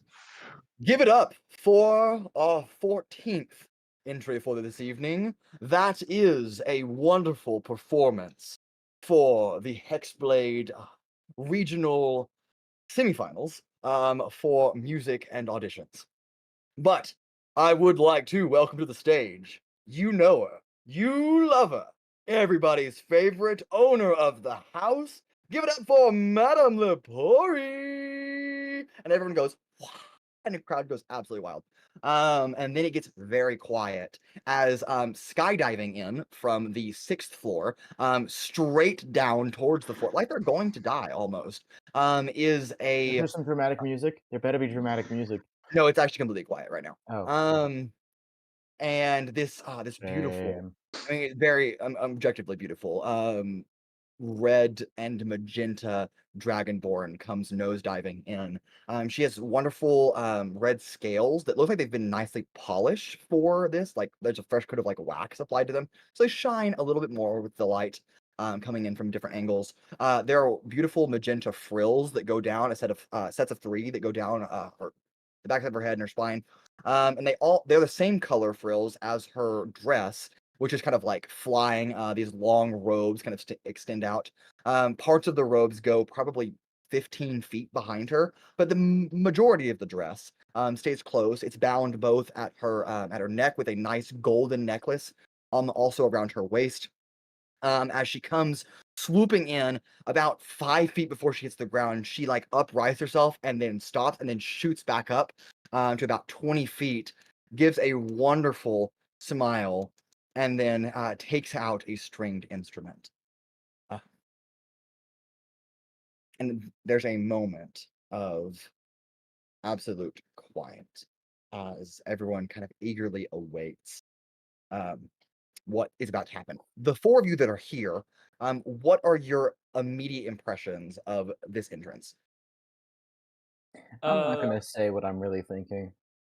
So, in this sort of zero gravity area, is there like, you got the different levels? Are there like balconies and banisters Right. on each one?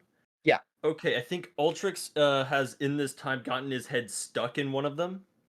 In one of the Yeah, banisters? Yeah. Oh, yeah. Just one of the banisters. Is like caught on his horns. He's very. It's not looking good for him. Can Owunul just see this by chance? Because Yeah. if he can, he's gonna go try to help. Yeah, of course. So Yeah, absolutely. You begin making your way towards the second floor. and You do have Owunul's going to to try to float up like he's seeing everyone else do. So he's just gonna Yeah. like jump and hope for the best. Make a general wisdom check for me. Okay. General wisdom. Oh dear, that's a +1. All right. Okay. Okay. A 13. Okay. You We're do slowly notice. getting better rolls. You do Slowly. notice that as you begin to leap onto the stage, that everyone else has stopped dancing and has cleared off this hexagonal Well, platform. I'm and trying to she's go help my friend. I don't Right, care. right. But she's the only person here, so you do pick up on that. And then I will ask you what's your Arcana modifier. My Arcana modifier is -1. -1. Go ahead and roll a d20 for me. Okay, I love it when bad things happen. that is a 19. A 19. That's terrible. Because Oh higher. no. Yeah, that's really bad. You feel your muscles and your body weight almost like congeal as like you turn to cement. You kind of freeze for a second. You become very heavy, but in reverse gravitational field. As you step on, you shoot up and you slam into the ceiling 6 stories up. You do take bludgeoning damage, even though you're not falling, but you're technically falling. That is going to be, I do have to calculate per feet. That's very low, so you're very welcome. That's only 11 points of bludgeoning damage as you slam into the hard, like wooden ceiling at the top, and everyone goes, and then draws their attention back to Madame Lepori, as if like that was cool, but also she's better.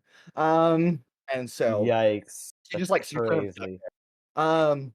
Paloma, what are you doing? I will tell Rancor that there is a red dragonborn, and that is who. How far up in the air is she? She's about 15, 20 feet in the air. So right around the right above the second floor entry line. Okay, I'll tell him like general direction and about Yep. how high up in the air she is. And also, Altrix seems to be stuck to a stair banister. What do you mean she's in the air? Why is everyone in the air? I don't know. It's unnatural. Can I try again? You Yeah, can, sure. but give me 1 second. As everyone notices that she's holding some custom-made instrument that looks a lot like a violin, but there's multiple sets of strings that are attached to this, 3 to be specific. And you notice that she has one hand to hold it and one hand with a horsehair bow, but there are also 2 other bows that kind of appear out from behind her, like from behind her dress, and begin to play in different synchronizations across this interesting looking violin. And it So, is a sir, you're gonna beautiful, need 2 floating hands. yeah. Obviously she's doing something magical. But the only person that does, well, there's 2 people that don't notice this. Or there's 3 people that don't see it visually, Rancor, but you do hear it, Rancor. Altrix has his head stuck in a banister, and Owunul is like slammed against the ceiling, so hears it but doesn't see it. Yes, a beautiful sound begins to fill the chamber, and everyone's really hushed at this moment. It's very quiet, except for that violin sound. What are all of you doing? Still trying to save my friend from the banister. Great. I am evil pulling against the banister. banister. You Yes. must defeat the banister to BBEG. Yes. Altrix, go ahead and give me a strength check. Owen will go ahead and give me an Arcana check here. And then Paloma and Rancor. Sorry, I'm still getting used to your That guys' is a natural 1. wonderful. Due to lack of traction, I'm rolling with disadvantage. That's fair. What are the 2 of you, Paloma Oh, 2 4s. and Rancor, doing? 2 4s, great. Okay. Paloma, Rancor, what are y'all doing? 1. I think we'll probably have to wait till she's done. I have completely tuned her out the second I started hearing the music. almost just kind of gone into a trance, like stick, just listening. Yeah. And Paloma, you pick up that Rancor is probably not listening to you at this moment. Um, I'm sorry, Riley. Go ahead and make another D20 roll for me. Yeah. You slam back into the floor. It could I'm happen. aware. It could happen. That is a natural 20. Yep, it God. does happen. As you come again, you feel congealed. As you felt your body turn, and then as you come flying back down, boom into the base. This is going to down me. That is a lot more bludgeoning damage. Oh no. That is another 15 points of bludgeoning damage on I that have end. not much left. Yeah, you look really bad. I don't care. The banister needs to die so my friend can live. Yes, and then Altrix, your head does not budge. You're like you're stuck in the banister. Also, I don't know how you got stuck in a banister because there are no banisters supposed to be in this tavern. He So did specifically mention that there were no railings. somehow you found a banister and it was like in storage, like off the side, You and like brought it meandered home. over there and looked into it and got stuck, like a child that like yeah, stuck. it's my head's in it, and then my body is upward, so there's nothing to grab onto. Right. And you're like, I as a dungeon master don't know how you got here. But here. And that's how it's gonna be. We'll say for time being, Altrix, you do not free yourself from the banister anytime soon, because your strength is very bad. Owunul, you're kind of tiring yourself out. You're just gonna lay flat on the baseboards of the hex, No. face I try down. again. Nope, I try you're not gonna move. again. And then Rancor obviously is not moving because he's listening. And then Paloma, I would assume, waiting for Rancor. So a 5-minute performance goes by, and she ends on a very high note. Again, a wonderful performance. The crowd goes absolutely bonkers, cheering. That sound comes slamming back into you like a train. As Rancor, you just are like you're like I knocked think out of your trance. Owunul, being exhausted, just passes out. That's fair. Because he's like he has 2 hit points left. That's fair. She descends back to the ground Fucking level. building almost killed me. Thank you all. I really appreciate it. I'll do some quick autographs as I exit the stage, and then have a wonderful evening. Thank you for visiting the Hexblade. Give it up for Madame Lepori. The sound echoes out over the chamber again. I wake up. Yeah, you're kind of up as you watch her walking away from you. She kind of glances down at you, but you don't notice that. Gives that like head roll, eye roll is like, oh, another one happened, and then steps off. It kind of steps off the other side. Rancor and Paloma, the two of you are already kind of stationed close to the like red velvet like roped area where she's going to walk by. People are already like reaching over, handing her like papers to sign and like I have the bag. you do have the bag, yes, but you're laying on the ground. I try to I'll get say up and go over you there. can stand up. I do. If you're just trying to walk straight across the floor, though, I will need another D20 roll. You could exit the stage, like you could walk the other way. This is how a first character dies. This is how our first character dies. Session 1. Yep, that's me. You're probably wondering how I got in this situation. A 4. 4. Okay, you do not budge. You can walk normally across the platform. Very nice. I can roll again Um, if you want. Yeah, you begin to kind of like catch up after her. And then Paloma and Rancor will focus on the two of you for a second. Altrix, you finally get your head freed from the banisters. You're like, and you like almost snap your neck, but like it gets like very cricked. You're gonna wake up tomorrow. It's gonna hurt a lot, but that's okay. And you begin to just like hover back onto the floor, and then kind of lower yourself back down. You're getting accustomed to how it works. Paloma and Rancor, how are the two of you pushing through the crowd to make your way up to Madame Lepori? Paloma, do you see her? Yeah, heading this way. Looks like she's heading towards this roped off area over here. Guide me over there, would you, please? Sure. And I will just start like literally physically shoving people to get through this crowd. That's fair. Because you're shoving them, go ahead and make a dexterity check at advantage. You're just like, get out of the way.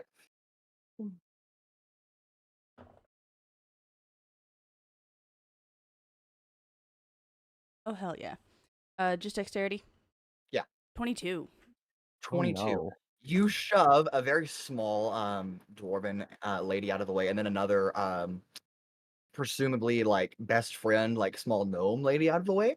And just like shove her off to the side. You push by an elf, an orc, a couple of dragonborns, and she's just like pushing through. Rancor is being like dragged behind you as you begin stepping through, and you make your way. You're actually shorter than the velvet like roped off entryway, so you actually just kind of step out there. Rancor, however, cannot. Is not supposed to pass that line, but you step under right as Madame Lepori is walking by. And kind of look down at you as you're shoving people out of the way. Huh. A fan, I presume. No idea who you are actually. I'm here because but I loved your performance. It was great. Oh, thank you. I really appreciate it. My friend over there, I don't know if you saw him on the floor. If friend feels a bit familiar. Fine. The man who was over on the floor. He had something he needs to give you. Oh, as do most people. No, but it's from the lieutenant over at the guard station. Lieutenant Make a- Vin. Yeah, make a persuasion check. And because you're helping, Rancor, do you have advantage? I'm sorry, not advantage. Do you have proficiency in persuasion? I do not, but I have a maxed out charisma score, if that That's fine. matters. No, it does not, but I really appreciate it. All Damn. right, Paloma, you can go ahead and give me a persuasion check, but you can add a d4 to it because Rancor is helping you. Okay. That's cocked.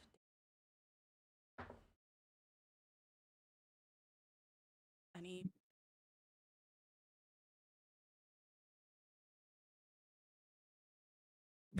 7. 7. No. Really? That's it. Interesting. Lieutenant Vim. Well, did you recognize the name? At about this point, Owunul, you kind of like scampered your way over here with 2 hit points left, kind of catching up to her. How are you entering the situation? Hello, yes. I am the individual you might have seen on the floor. I was trying to help Oh, a yeah. friend, and never been to this place before, so it just didn't end up well. But yes, the what's his name from the station said to give you this bag has some scrolls that we can't read. Like they're not in a language anyone in the station can recognize. So he was wondering if you could help us, if you could read them. And I assume this is Lieutenant Vim. That's that's the name. Okay. You know what? My night's actually quite free now. Sure. Please meet me. I need to change. I need to put on some more reasonable attire. It's not these long robes that are draping out, 15 that are still like floating behind How her do on you the stage. walk with those like that? That's my point. I need to put on something more appropriate for the situation. If you wouldn't mind, could you go over? And she kind of points to the double doors, kind of far off. It would be to the left. No, I'm sorry, to the right of where you entered. But to you, it's almost directly behind you, Paloma, and directly in front of you, Owunul. A set of double doors. Could you go through there? The shop is closed at the moment, but if you wouldn't mind waiting, I believe you can just chill in there, and I'll be in there. Give me 15 minutes or so, if that's all right. All right, that's quite all right, perfectly fine. We'll go wait there, I suppose, right, guys and gals? Everyone good with that? Yeah. And Hang out Altrix there. comes like shakily landing down on the platform. It's like like How'd you breathing really heavy. Why? how'd Is you the get out of the ground banister? Not ground. And What? I'm gonna take my leave. And she begins walking by and signing autographs with both hands. You see magical like fountain pens kind of like appearing as well. And she's like signing multiple autographs. She's like smiling and looking, poses a couple times, and then exits into a chamber off to the left stage. Right, so Altrix, to catch you up to speed, she agreed to help us. She said she was gonna go change into something more reasonable and told us to wait in the store, I believe. So we're going to go do that for a little bit until she comes out. Uh, o- okay. Uh, if that's the plan, That but is. would not recommend going up there. Would not Yeah, recommend. I tried to get to you to help you. Just yeah, no, that didn't. No. And as you're exiting, a group of clowns is taking stage, and you hear just like one of the voices yell out, "Banister, it's broken!" And the all of you just kind of exit off stage. That's not us. That's not us. That was someone else. Right. Anyway, it was hiding behind that potted plant. Yeah, and the four of you exit, passing through the chambers. As you step in, written in large calligraphy in red ink is hexes and scrolls, and then underneath it are Madame Lepore's Arcane Emporium. As you step through, the doors, they almost feel locked until you give it a tug, and then like magically they open and you step through, and then you can like feel the arcane lock go back into effect as the doors close behind you. There's also like a magical soundproofing, like it's completely like the sound from inside does not radiate into this chamber. It's like very hushed in here. It's very dim. Arcane lights are low in this chamber. In here, a very expansive set of aisles and shelves of potions, arcane scrolls, tomes, books, magical items. This is a magic shop of a very high esteem, very high value. Some names, some pricing listed, all of them in like the thousands of gold pieces. Except for the potions, some of the potions and scrolls are a little bit lesser, but all of them are very high priced, especially for most of you. However, almost silently, catching you off attention, a scroll slides back onto the shelf as you all turn in the darkness. A tall, thin man in a robe kind of slides the scroll back onto the shelf. Jared, I know it's been a while. Um, I thank you for your patience, but would you like to describe your character? I didn't forget about you, I promise. Uh, Howdy, Yeah, I'm good one, Jared. Jared. I'm playing Pura Vida. He is a 6'2" wood elf that has crimson like red hair and crimson eyes. Um, also has a bunch of scars on his face and on his body, but he hides it with a really black or with a dark robe.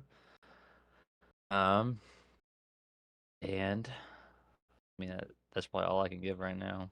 So. Fair enough. Hey, do you know who else has a bunch of scars on their face? My character. True. Character too. And um he really likes magic too. I don't know Yeah. what else to give. All right. So the four of you meet Pura Vida standing in this chamber. What's the initial interaction from the five of you? Well, howdy there. Are you the do you help maintain the store? You shopkeep? Just I'm just Uh, fully like reading a scroll and I just ignore him completely. Fair enough. Is that Madame Lippery? That is not No. Madame Lepori, no. That is a Okay. guy, so no. Well, all I heard was their voice, so Wait, No, Madame Lepori was that red dragonborn that was performing outside. yeah. oh, I think I caught a glimpse of her as she was walking away. Yep, that's correct. Okay. Uh, Did he tell you where to put the bag, or? No, she just said to meet us to meet in here, and she would meet us in like 15 minutes, I think she said. well, Um, how long has it been? I suppose. Been about 35 2. seconds. Yeah, that, Owunul sits down. It's like, all right, well, I know what I'm doing. Pulls out the like the splintered remains, like the biggest chunks he could grab of it, and starts like carving away at it, Yeah. trying to Right. make something. As Stranger, Yep. Get um just or as he asked me, I asked what's in the bag. there's there's broken glass, Bunch of paper. paper, of little bit of paper. acid left. Most of it's diluted now. Owunul looks up. Is like, yeah, there's some papers with language that we can't read. You wouldn't happen to, by chance, be the kind of person who could perhaps read such runes if we gave you a look. And like without looking at him, I like stretch out my hand and I'm like, let me see. All right, I'd like kind of reach in the bag. I take out a few of the scrolls. I'm like, okay, here Well, they are. before you do that, do you mind telling us who you are? Or do you work for Madame Lepori? I assume he does. He's in the shop. As I One of Of grab the the dollars. scrolls. As I Yeah. grab the scroll, nope. Just Oh, start looking at him. wait, so you're just in here? What? I'm just looking at the scrolls. Well, can you read them? What do you think? Can I read them? Make an Arcana check for me. Okay. Shit. That sucks. No. Five. No. A 5? 5. No. Yeah. You look at bummer. them. It's actually really dim in this chamber, so it does affect your vision just a little bit. As you're Uh-huh. looking at them, you're like, Hold on, nope, hold on, hold okay, on. don't get it. Hold on Um, a second. I cast light. Light illuminates the chamber. And Like, almost I just do it like at the ceiling. I choose a point on the ceiling that's kind of above us. I'm like, okay, well, light. Let there Yeah. be light. Almost immediately in response, there are like these arcane like sconces on the wall that have like these like pitchfork pronged like little stones that are all glowing dim light. Almost immediately they all turn purple and like beams of energy shoot out at them to the point that light was cast. So where exactly did you cast it? On the What ceiling. on the ceiling? Okay, so they just shoot to the ceiling and the light vanishes. It just disappears. Well, I tried. That wasn't That's the a greatest idea. I Is also about this moment that a door behind the nearby countertop over to your left of where you're standing or sitting, where the more pricier things are probably kept behind the counter. One of the doors opens, and then the first thing that you see is two very large wooden crates, kind of being like teeter-totally carried through, and then setting them on the ground. Kyle, would you like to tell us who emerges from behind the crates? Okay, so I'm playing Cradeyr. Cradeyr is like he's 5'8". He's a half elf. Has this long. It's like decently long hair. It almost goes to your shoulders. It's blonde. The hair has green eyes, and he has very ragged, beat down clothes. Looks like he's not from a nice area, or doesn't really have much money. It's very old clothes that have been worn down. And he looks decently strong as he's lifting these crates. And yeah, that's basically what he looks like. Is he a friend of yours? Yep. But His name's Cradeyr. you said crater? Yeah. Yep. Huh. Cool. And are y'all living here? Does Madame Lepori letting y'all stay, or are y'all trespassing? Why would we be trespassing? Well, that one said he didn't work here. This is a public shop, is it not? Sir, you do realize public and shop do not belong in any sentence together. You do realize we're the only Oh. ones in here. I don't see a clerk. This Paloma, I would or as- anyone. assume this place is would closed. would you make a perception or investigation check for me? I love making you guys roll things without telling you what they're for. All of you get really like serious, and you're like, "Uh-oh, something's happening." I love it. Let the crash to the door. yeah, Rancor, would the you make an Ford- animal check? Do what? 12. 12. All right, noted. As this individual steps in, particularly Cradeyr, less so with Pura, but as you kind of clock individual, there is a faint recognition. You've seen this person before. Not Mm. quite sure where. It's faint. It's a faint memory, but you do recognize them.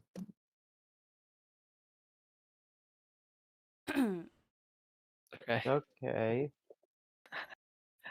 I'll let you guys do with that as you will. Okay. All right. So, I So guess will Madame Lepori be joining us or no? she said Maybe. she would in a little bit. She had to change into more reasonable clothes.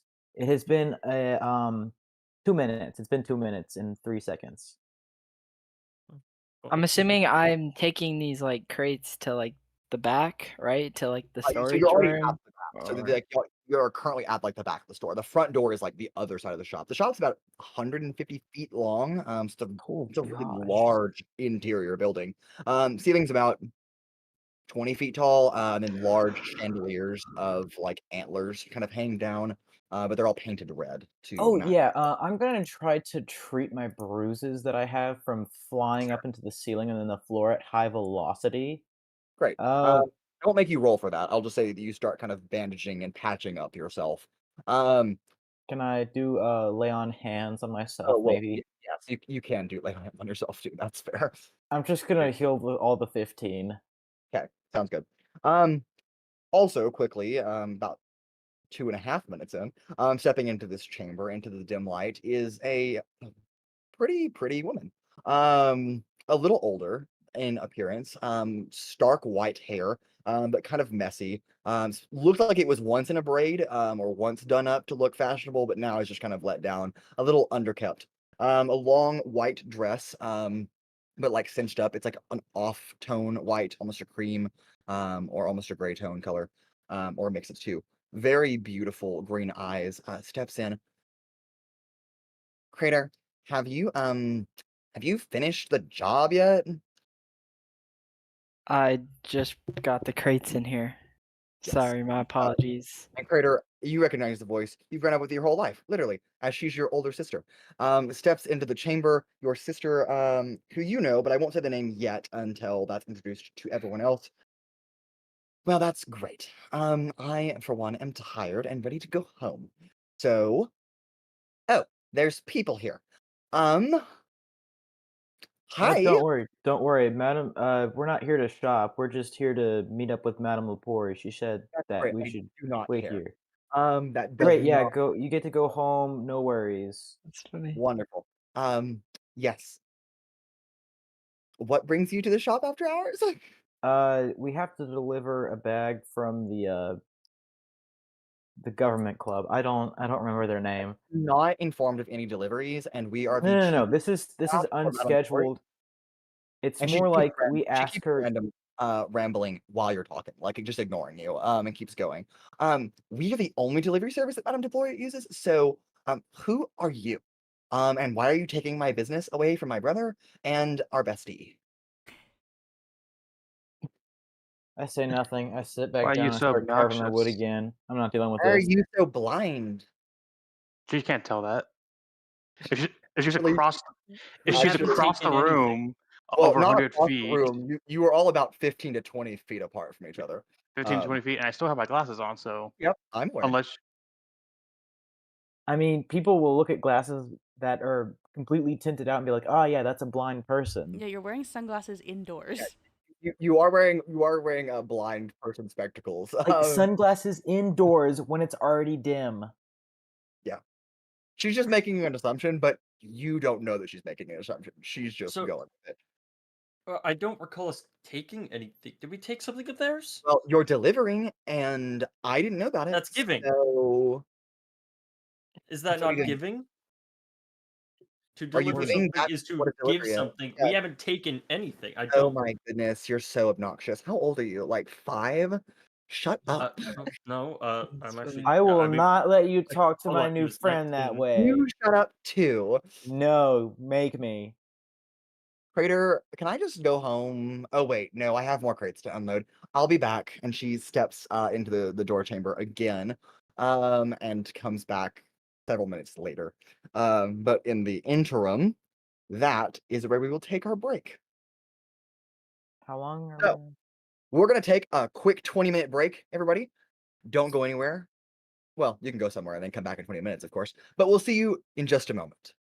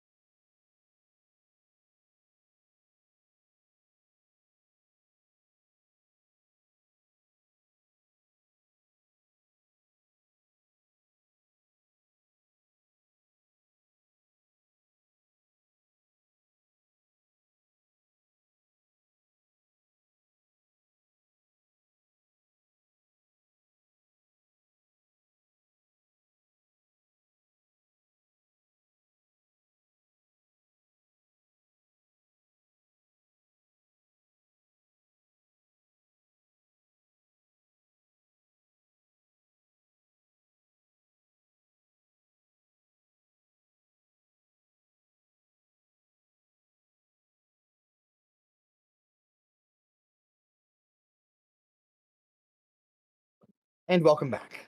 Last we left off, I haven't been able to say it in a long time, but we find a group of people, unlikely people in the same room, whatever. We've got Rancor, the tiefling, played by Dan, Altrix, the tall cerulean blue dragonborn, played by Owens, Paloma, the 3-foot-tall gray plumaged, is it pronounced Rhea, Anna? Am I saying that right? Yeah. Rhea, Aarakocra, thank you. Owunul, the Asmar, to really just bother Riley, played by Riley. Pura, the wonderful, mostly cloaked individual. We haven't exactly revealed any more information about him yet, played by Jared. And most recently on the scene, we have Cradeyr, the half-elf, played by Kyle. All of you are standing here in the central shopping chamber of hexes and scrolls. It's been about half of the time that you need to wait for Madame Lepori. Kyle, Crader's sister kind of left for a moment. She comes back about this time. So, why are you all here? You're delivering against my better wishes, but Why we're here doesn't concern you, so you can carry on with whatever you're doing while we wait for Madame Lepori. I don't like your tone. Cool. I don't like your care. tone. Oh, that's cute. That you would say that to me. So You know, the funny thing Anyway. is, cute is usually like a lot of the time it's used as a compliment, but sometimes it's used as an insult. yeah, Why? you're a walking insult To whom? to the gods. They're so upset that they left. That's a compliment. They're upset that they're left, so they're no longer Shut up. here to witness him. Got it. Yeah, no, he's right. He's right. Yeah, but if a single mortal has the power to make the gods leave, I think they're quite extraordinary. Or they're just so much of a failure that the gods were disappointed and they left. That's what I was going for. Thank you, Crader, for understanding my wavelength that we're on. But you said when they left, and therefore that reinforces the compliment half of the. Shut up, Blue Dragonborn. I don't You pulling race into this, want to hear man? it. Yeah, why You're you gotta cute. pull race into You're this? cute when you're not talking, so I really appreciate it if you just shut it. See, but then you do use cute as a compliment. Yes. Why are you that's- confusing like this? That's how words work. Have you ever met a woman before? We're just confusing. I'm just Not there. a. I'm just like does that. she have long hair? She does like- have very long hair. Is Like, it braided up wait. at all, or is it's just out? It's just kind of out there. Can I cast prestidigitation to like blow a puff of air behind her to like flip it over her face? Yeah, you can do that. Oh. My hair, not again. Should I parts it back again? Oh, okay. That was rude. I don't know who did that, but rude. Oh, Got okay. it. So I guess that's what counts for rude here. Yep, that's why are- right. Why are we engaging with her? I don't. We Oh, think we're this not is- engaged, honey. Like you wish, but If we stop talking to it, it may not notice we're it? still here. Oh, a won't work. degradation. How dare you? Be glad Okay. we acknowledge your existence, if anything. Look, I Oh, tried oh, being so- nice. So you're objectifying women now. That's what we're doing. I tried being nice, and that didn't go well. So I'm trying the other thing. Oh no, I really appreciate nice people.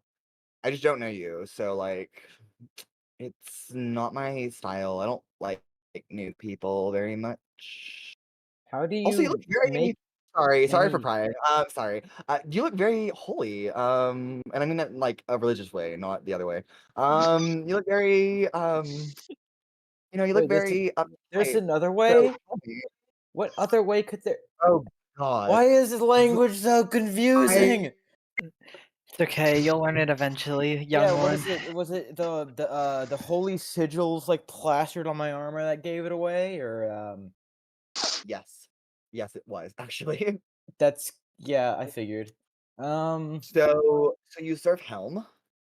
That's correct, and a lot of people in the town seem reluctant to acknowledge that I am. Gods exist? Yes. You Yep. are on the wrong side of the city. Just to point that out. But I'm also a very religious person, so yeah. Oh, Maybe which we could get along. But we could be friends. which deity do you worship? Azuth. It's a god of expression and art. I believe that would be. Oh, hold on. I know Yes, this. Riley, recall the Pantheon, Riley. We're doing it. No. Hold on. Give me a second. I know this. I know know that this. you know the answer, but My mom warned me about people who didn't read as children. are you assuming that I don't read? I actually read a lot. Your no. inability to utilize the language that you speak proves to me your incompetence with it. Okay, that was kind of cute. You insulted me with words that were really large. So was and I that really... an insult or was it I don't understand? Okay, did you as Altrix, or is it an insult or is it a compliment? He is so confused. Right. As most Owunul people. is confused right next to him. Is cute a compliment or an insult? I don't know. It's been used in both contexts by the same person in the span Owunul of is 2 having minutes. a midlife crisis right now. Great. Yes. So, Pura, did you unload the crates already? Did you get yours done? Where, like, you just disappeared like 35 minutes ago, and Yeah. we Well, I missed got it done you. like 20 minutes Corellin. ago. It's Corellin. Yeah, good for you, smart guy. I'm so proud. I'm not smart. I If wouldn't I'm really smart, the rest of engage the with world him is very doomed. much. I'm sorry, Guys, Pura, I couldn't hear you. The obnoxious, holy, helm-following, kind of handsome, tall paladin was talking. I wouldn't really try to reason with him much. He doesn't seem like the brightest bulb in the box. What's a Oh, see, bulb? that was uncalled for. You didn't need to be rude like that. What's a Yeah. bulb? Like an arcane, like, sconce. Okay, one of those. I just have Yeah. never used that word It's- used for It's that. a really bright idea. Get it? Haha, it's bright. Unlike you. I mean, if I cast light So- on myself, I can be bright. So, Would you After recommend? after a really long conversation with a very obnoxious half-elf, you'll know her. You'll love her. She's fine. I can't tell if she likes anyone in this room or not. I mean, obviously she likes some people, like Cradeyr and Pura, but it's meant to be difficult to tell. Yeah. Wow, that took a lot out of me doing an accent like that. I want everyone to know that's very hard to do. Let me get back into my actual mannerisms. Okay, so stepping through the double doors that the most of you originally entered after about 15 minutes is Madame Lepori once again in a magenta dress with frills, but a much like more like well kept, like closer to her body, more centralized magenta dress. One more that is like something that you would just kind of walk around in and not for like show. Well, I'm sorry that it took me a couple of extra seconds. I had to deal with some management problems. You needed something analyzed. Yes. Specifically from scrolls. Lieutenant Vim. Yes. Some scrolls that we can't read and we don't know what language they're in. And I kind of like go over to the guy who has them. Like, okay, can I have them back now? You had. Oh no, heck. No, I never gave them mind. He to gave him to Pura. Pura. Yeah, Can I? I was here. I'm done. Can I give? I walk over to Madame Lepori. Oh, I just and I like Thank you. hand him to her. those. Takes a satchel from you, kind of lays it out on the countertop, begins to cast some kind of spell against two things. So just to recheck for me as the dungeon master, Paloma has the arcane stones that were in the bag and hasn't revealed to anybody that you have them. You're the only person that knows that. And you took the metal shards, or you just left them? No, I took the metal shards too. Okay, so the metal shards and the things. Okay, so she's just looking at the ruins and the broken glass files. Interesting. So, okay, and she just kind of gets like really like focused for a moment, leaving you all kind of just to stand there quietly and observe. Um, about a minute goes by, and after that minute passes, she kind of looks over at all of you. Where did you get all of these? It was on a bag on the floor. A guy In the ran out of street. a Yes, a guy ran out of a tavern, dropped it in the streets, kept running. Right. And We this is don't gonna know. this means a lot because I So you understand what these are saying? no, not at all. And that's a lot coming from me because I'm a very well practiced arcanist. Um I mean, no, I have no idea what these are for. Magical ruins, almost like an instruction manual of some kind, but I can't read them. And I don't even think it's written in any language. I think it's just Like a diagram?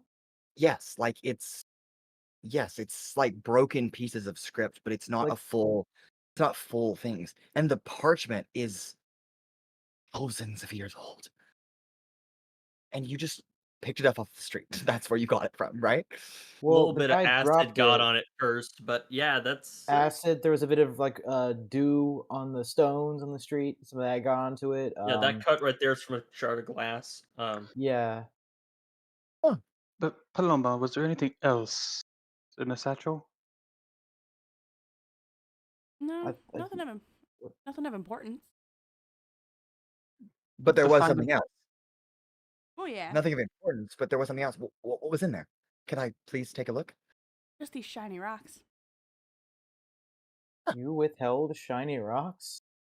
Ma'am, I'm Oh, shocked. they gotta be worth something. shiny things are kind of her thing. Rancor, you are you're the only person that I would believe that's that acutely aware of what this is immediately off the bat. The rest of the group can make investigation or you can make checks if you want to figure out stuff later.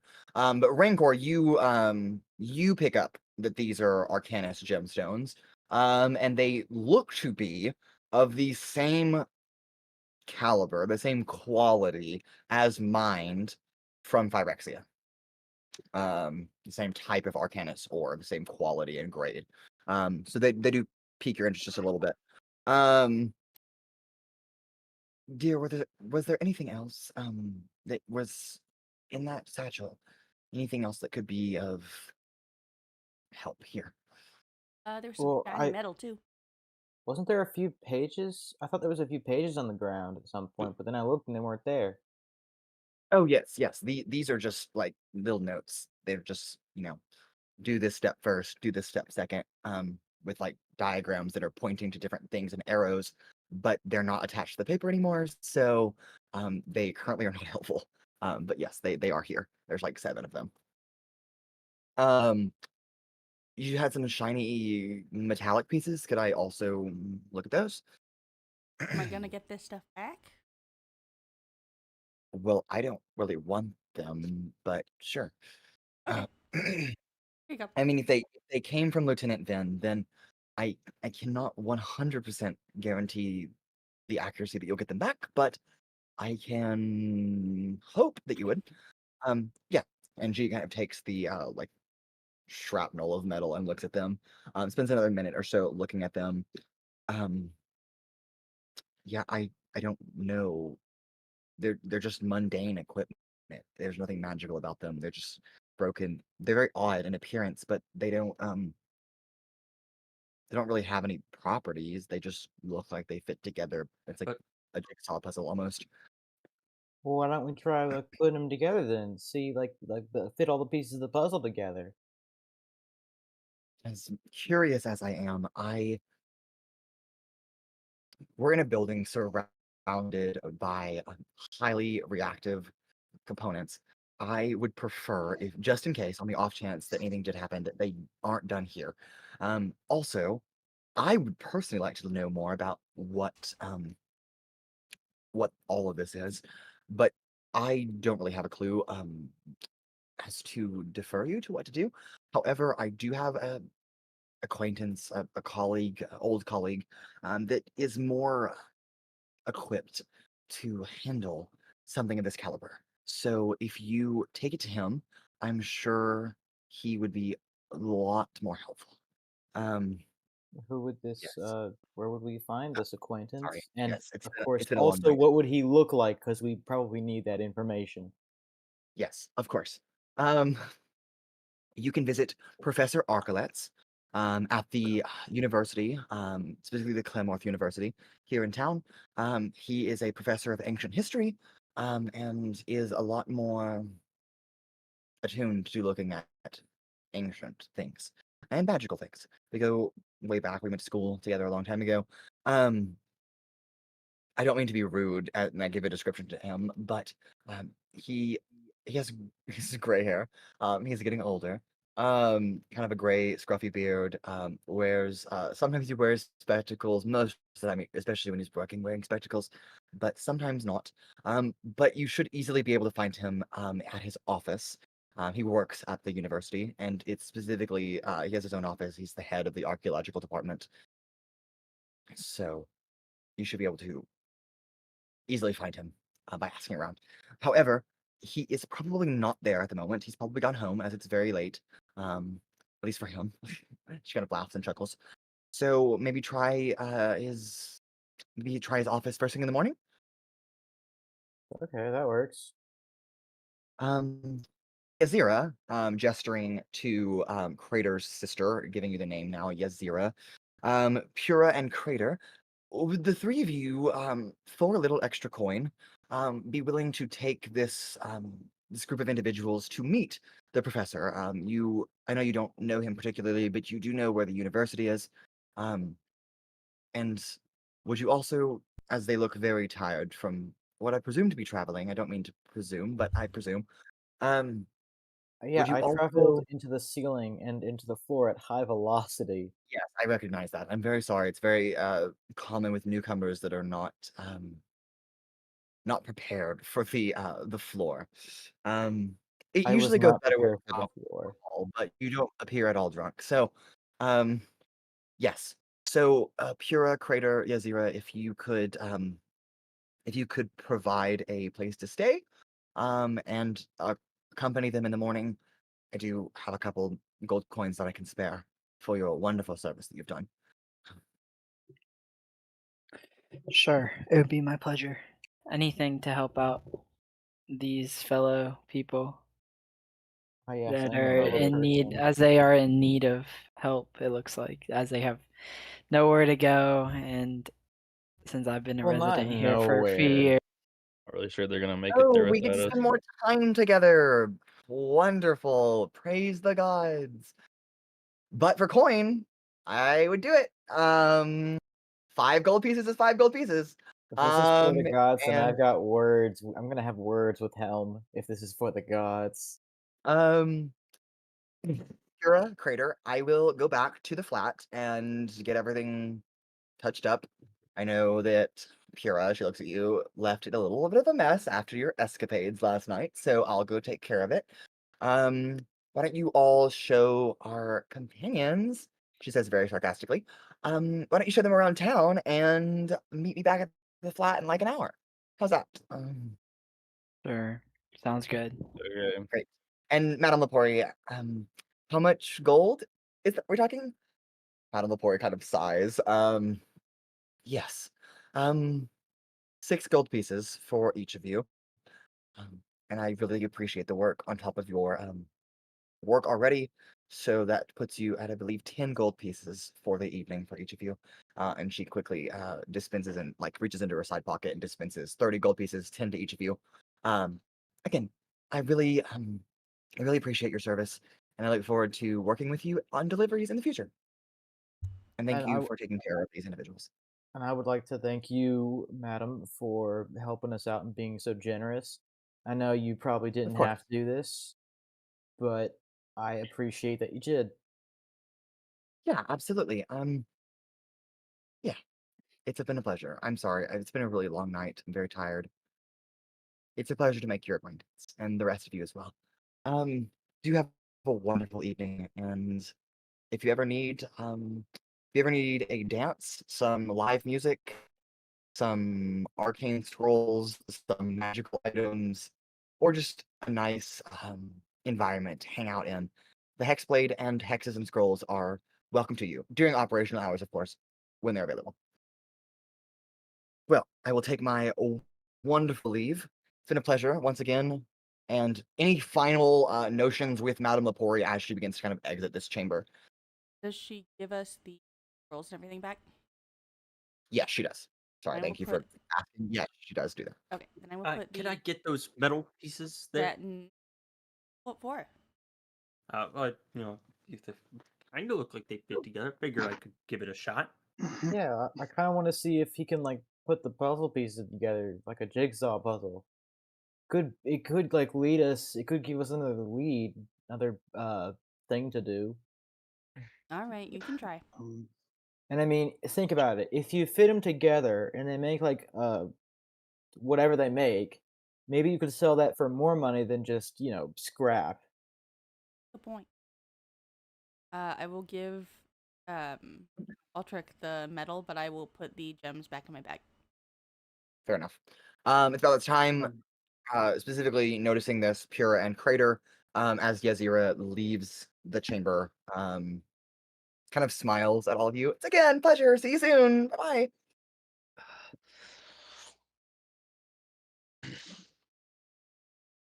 Okay, well, And Well, now the rest of you are left in Hexes and Scrolls. well, she I w- seems friendly. Yes, I wanted to say unfortunately. before Madame Lepori walked out. Oh, yes, sorry. Also, I'm starting to get this a lot, but that was a wonderful performance you gave. Thank you. You I was really quite appreciate it. was quite the story you told with that. Did you, do you play? Mm, I used to dabble when I was younger, but no, I have more of a, just an ear for an ear for it. I do, well, if you're interested in playing, one of the many things that we do offer here during the daytime when the Hexblade is not as bumpin', as the kids say these days. Anna, I love it. We do offer private lessons, or I offer private lessons on the Tribi, and if you would like to give it a go, feel free to come by. But other than that, have a good night. It's nice to meet all of you. Do take care. You as well, madam. And she just kind of, as she's leaving, like almost like with a snap of a finger, but it takes a little bit more like movement and arcane sigils that she's making.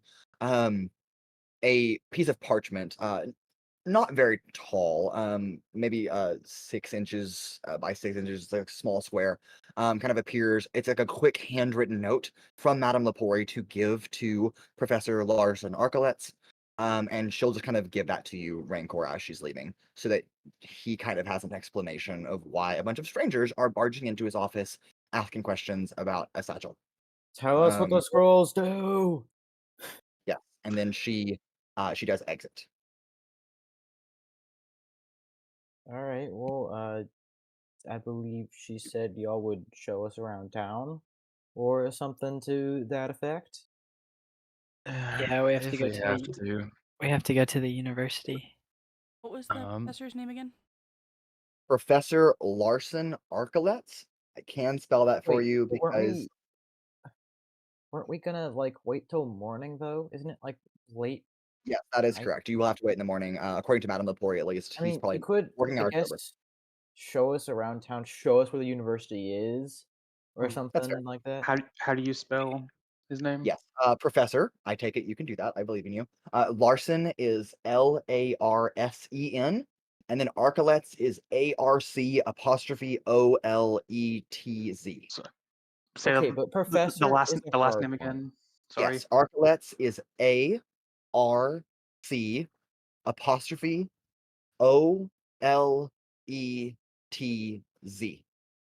because with Professor, you might have 2 Fs or 1 F, or 2 S's or 1 S. Like, At least Larson makes sense on how Yeah, it's spelled. Arcolettes, I feel like it flows pretty well. I try. One way to spell professor. Yes, well, in I'm different saying that dialects, I believe, if yes. you're But, You can just say but if prof. you're someone like me who One gets way. challenged with what does and doesn't have double letters, like the Oh, word okay. bus only has 1 S. I didn't know that for a long time. I don't know. That is a personal problem. But plural of bus does have 2 S's. Well, 3 S's, obviously, because the ES at the end, but No, Would be BUSS. the busted, plural of buses is 2 S's. See, I'm not the only one. Yeah, it's 2 double S's, right? No, it's BUSES.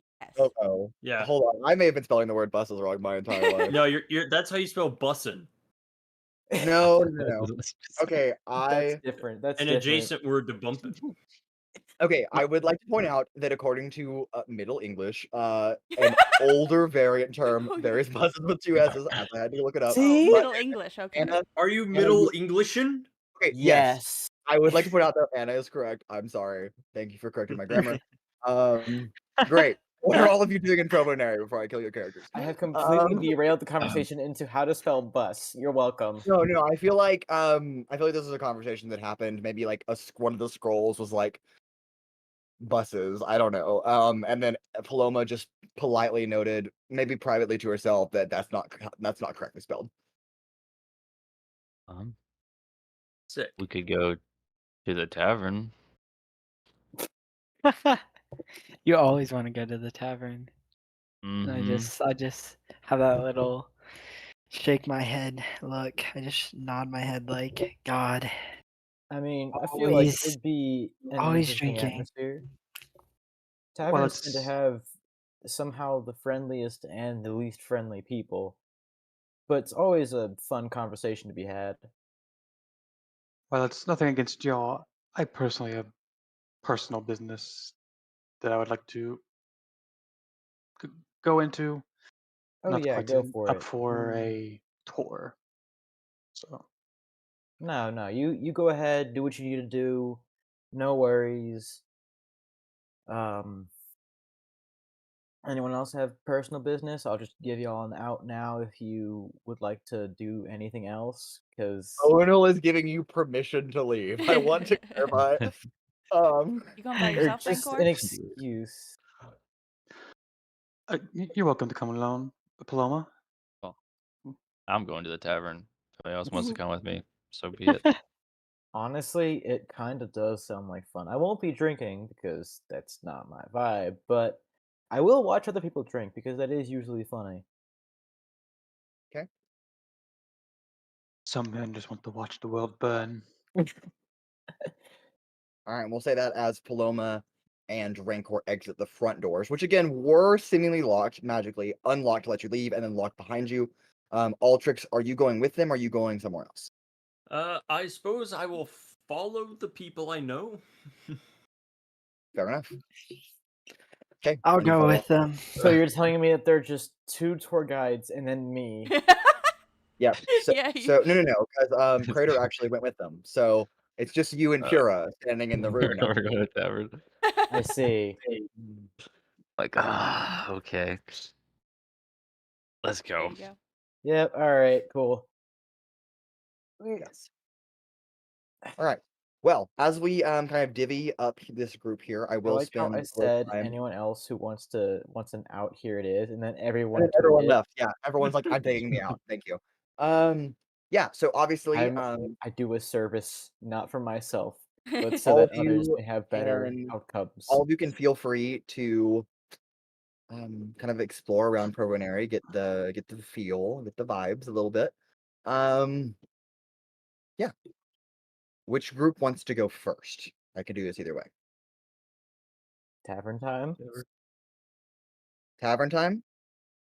Tavern Sure. time sounds like a banging name, to be completely fair. Tavern time. Yes. Thank you for giving me another tavern name for down the road.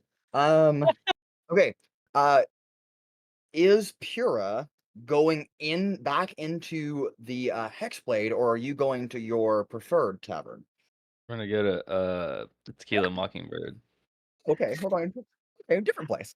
Hey, Um, I know this place. Go. This is Um, actually where that guy like ran out of the shop Remember, and you dropped have his a you bag. have a you have a preferred location, but I don't think we can show. I don't think you can show the people we just Alan, met. I don't know if you want to reveal that yet or not. Yeah, not yet.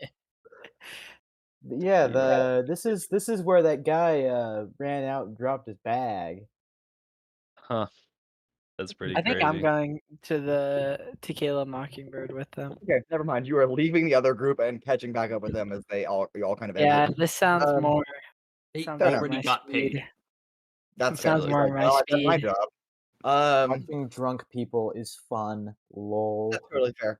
All right, so Owunul, Pura, and Cradeyr, the three of you approach Tequila Mockingbird. Yeah, Owunul, you recognize it as you step into step into the chamber. Again, you recognize the entryway. This is where it'll happen. You kind of inform your newfound friends that this is where it all started with the whole satchel thing. I immediately go over and greet the bartender like, "Hey, it's nice to see you under better circumstances when someone hasn't robbed you." There.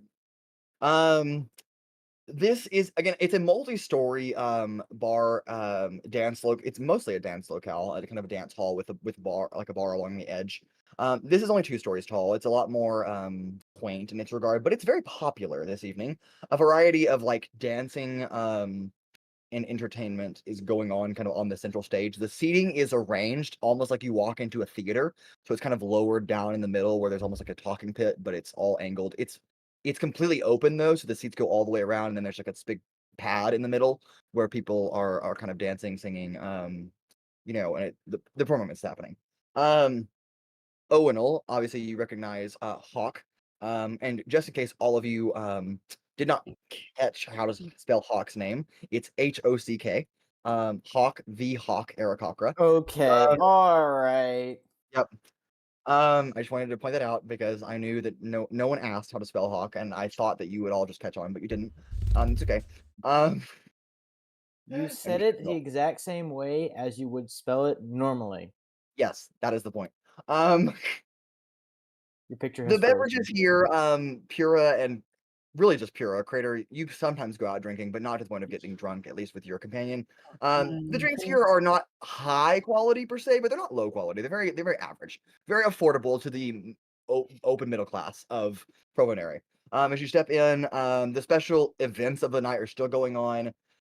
There's also an inn up on the second floor, and some extra seating as well on the interior. Um, Pura, you're probably the only person that's ever had the house special drink, but Tequila Mockingbird is a very popular beverage within the establishment of Tequila Mockingbird House Special. And it mostly just combines tequila with various tropical fruits. Pretty good, if I do say so myself. Almost into a smoothie. Add a little bit of ice. Pretty nice. Alcoholic Um, smoothie Alright. sounds like an I walk interesting up. idea, to be completely honest. It's I awesome. take I would highly recommend. Go I ahead. take one of the gold coins that um that she gave us. I set it down on the counter. I'm like, one tequila mockingbird and keep it open. Noted. And Hawk kind of turns around and begins making this nice beverage, shakes it up, almost has it done by the time you finish speaking, as so used to doing this at this point. Spins back around in a very fancy wooden. It's it's a wooden container shaped like a wine glass, but it opens more at the top frill and then kind of curves back down in, so it keeps the drink inside. And then kind of plucks a nice pineapple and watermelon toothpick kind of in there with one of those little like umbrellas on the top. A very nice tropical drink from a non-tropical place. Yep, you got it. Anybody else? Oh, Pura, nice to see you. Sorry, I should recognize your voice. We haven't been here in a while. Um, Cradeyr, how have you been? Good. Just been doing the usual stuff, usual work and whatnot, you know? Of course. Very sorry that Mock hasn't gotten back with you yet on your application to do performances here. We're working on it. Got a lot of new influx of performers coming into town. It'll get there, I promise. Just I have to wonder if it's like some of these people are ones that are just like coming into town, applying to everywheres, hoping to get into one of the big places, but still like applying to everywheres. You watch as Hawk takes a nice swig of some clear liquid, whether it's water or not, you're not quite sure. Looks at you, Owunul, and like, and kind of points to Cradeyr.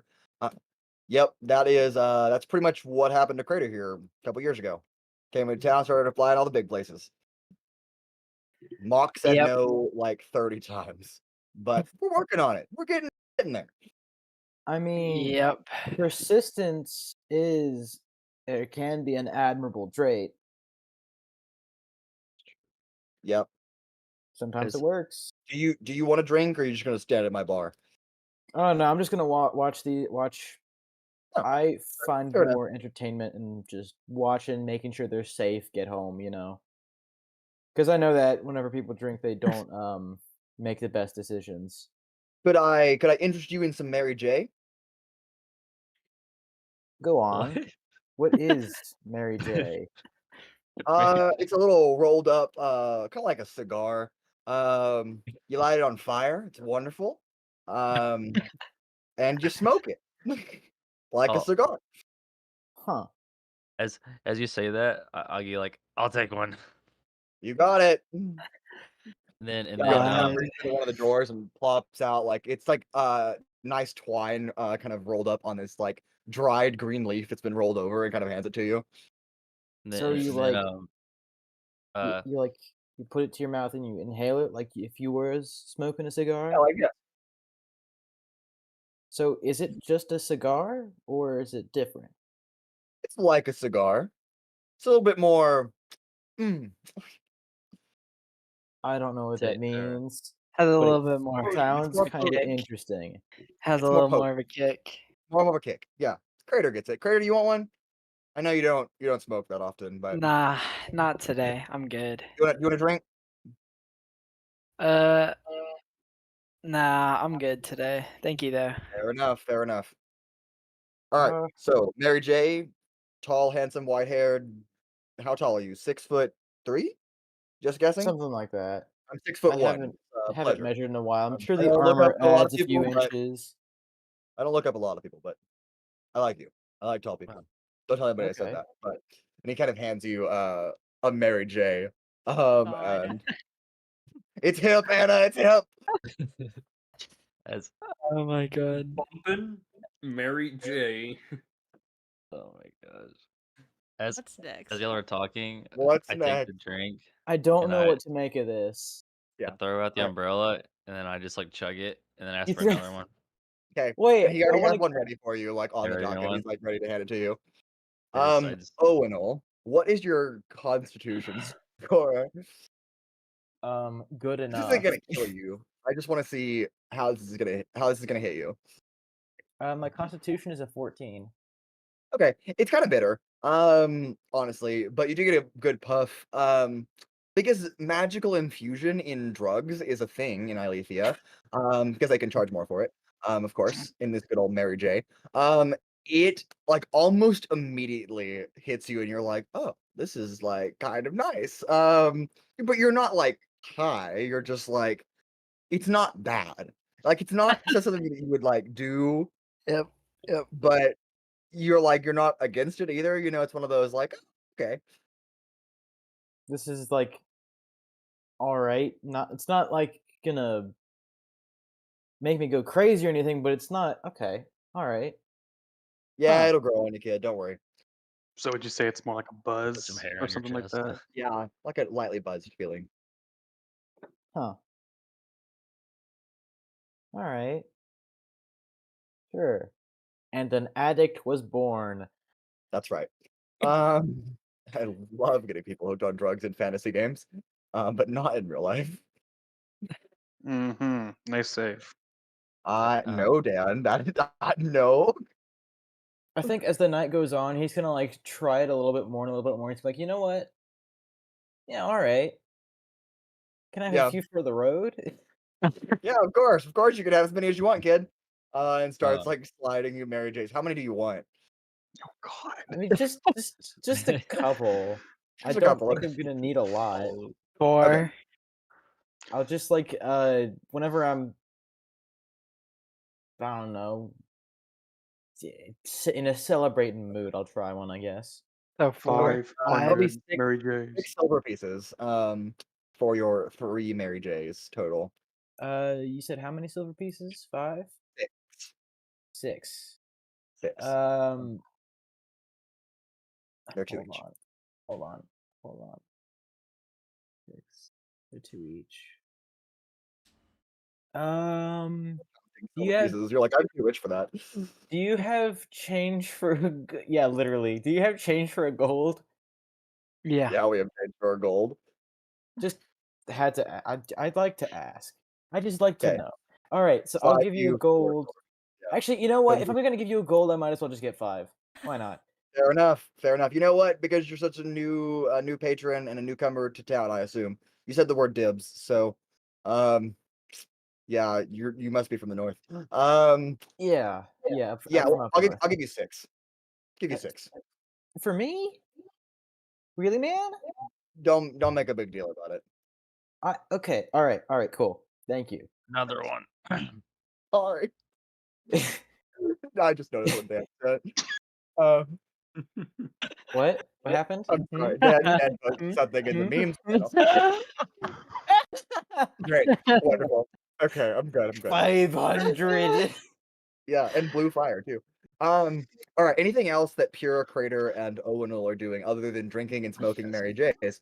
Yes. Nope, I'm we're going to just add chilling. 5 As, Mary J's to my as- backpack. This is a regular night for us whenever we get off work. As I'm drinking, right, my eyes start to glow like red, and I start to perform like magic. I take out like a deck of cards and kind of like just like do all these like magic tricks with them. I kind of become like a totally different um person and all. Fair Owunul enough. being slightly buzzed off of the Mary J is Like pick a fucking card, all in all. fascinated by this. Pura's gonna He start is entertaining people at the bar. focused in on this. basically. He's like, "Yo, that was my card. What?" Like it was. Now you owe me six silver pieces. Wait, shit, you right? Did he actually owe you, or are you just saying that? Just saying it. Okay. Cradeyr, as the only person that's not high or wasted at this point, after about 35 minutes of hanging out, We did not you know, last just that taking long. that. I know that's why you're like, yeah, you're totally high. Taking center stage in the middle is the wonderful best friend of Hawk, and also the other co-proprietor of Tequila Mockingbird, a person that you know very well as Mock, Yep. and that you've constantly been trying to get the attention of as a performer. Yep. With his fiddle, takes stage. He is a cardinal Aarakocra. Has a large brimmed, like almost like a pilgrim's hat, like a large brim that goes like way too big. These huge colorful feathers that are off the top, along with several flowers and berries. He's got this nice like shawl kind of thrown over him that's very nice. People are clapping as he begins to play his fiddle and sing. Yes, so this is Mock. And just so you're all wanting to know, Mock is MAWK. I So, hate you. I know. You literally just swapped. Yes, I You did. literally just swapped. What is wrong with you? What's not wrong with me?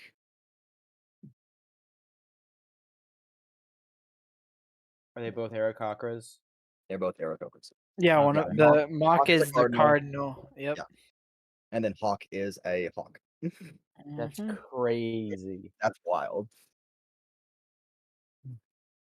Okay. We'll cut scenes really quickly for a moment over to Paloma, Rancor, and Altrix. Rancor, where are you off to? What business do you have in Provonere? Um, well, Paloma and Altrix won't really. By this point, I was traveling together. They know I've got some business that I don't really talk about that often. But I will be going around to um, any kind of taverns, hangout spots, and listening in for information about you know what. Right. Okay. Go ahead and roll me just a percentile die for me. Oh, lovely. Yes, lovely. First percentile die of the game. Okay. Which one should I roll? Worst part about having so many dice. Can everyone pick which ones to roll? Valid. This is a valid Okay, problem. As a that'll dice be goblin. a 55. 55. Noted. Okay. An hour's time when you're visiting tavern and then looking for information doesn't go very far. You don't really get any bits and pieces about what you're looking for. The closest thing you get is some rumors about just like taxes.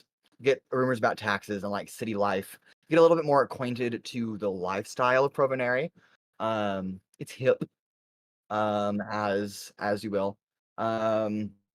Use some words that you've never heard before. And you're still kind of dealing with like the fact that there's so many people in one place that it's kind of overwhelming for you. That you're not quite to the point where you can fully listen in. There is an unspoken draw in your mind that beckons you to take a moment between one of the couple of taverns that you've been visiting around the Hex. Take a moment to have a conversation. Kind of draws you silently in the mind. Do I? What do you mean by a draw? Like, I I just have a feeling that I should talk Yeah, to someone. like a feeling. Yeah. Hooked on a feeling. It's Sorry. copyrighted. All right. It's not copyright unless I'm playing the actual song. That's Do I? valid. Is it? Do you have a feeling for like a specific No, person or no. just? Oh, sorry. I thought you were talking about copyright license. My bad. So No, like aggressive. just anyone in general, or like someone like a bartender Yes, or something this like is Ozen trying to get your attention. that. Oh, did you see someone?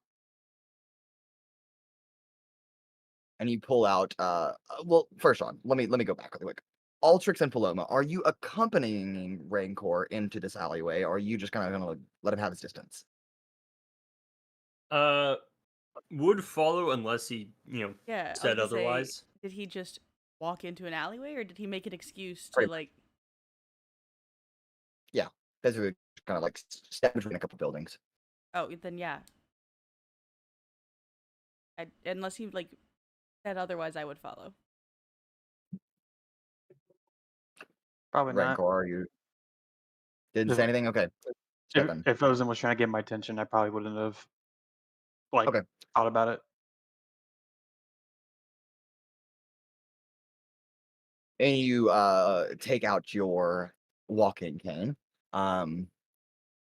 Altrix and Paloma are not new to seeing the shape change, returning Ozen back to its traditional sword form for a moment, kind of as you hold it up in front of you and begin to talk to the sword. And again, it's all kind of mental, and most of the time it's mental at least. You can tell me if you're having a verbal conversation or not, but I'll go from there.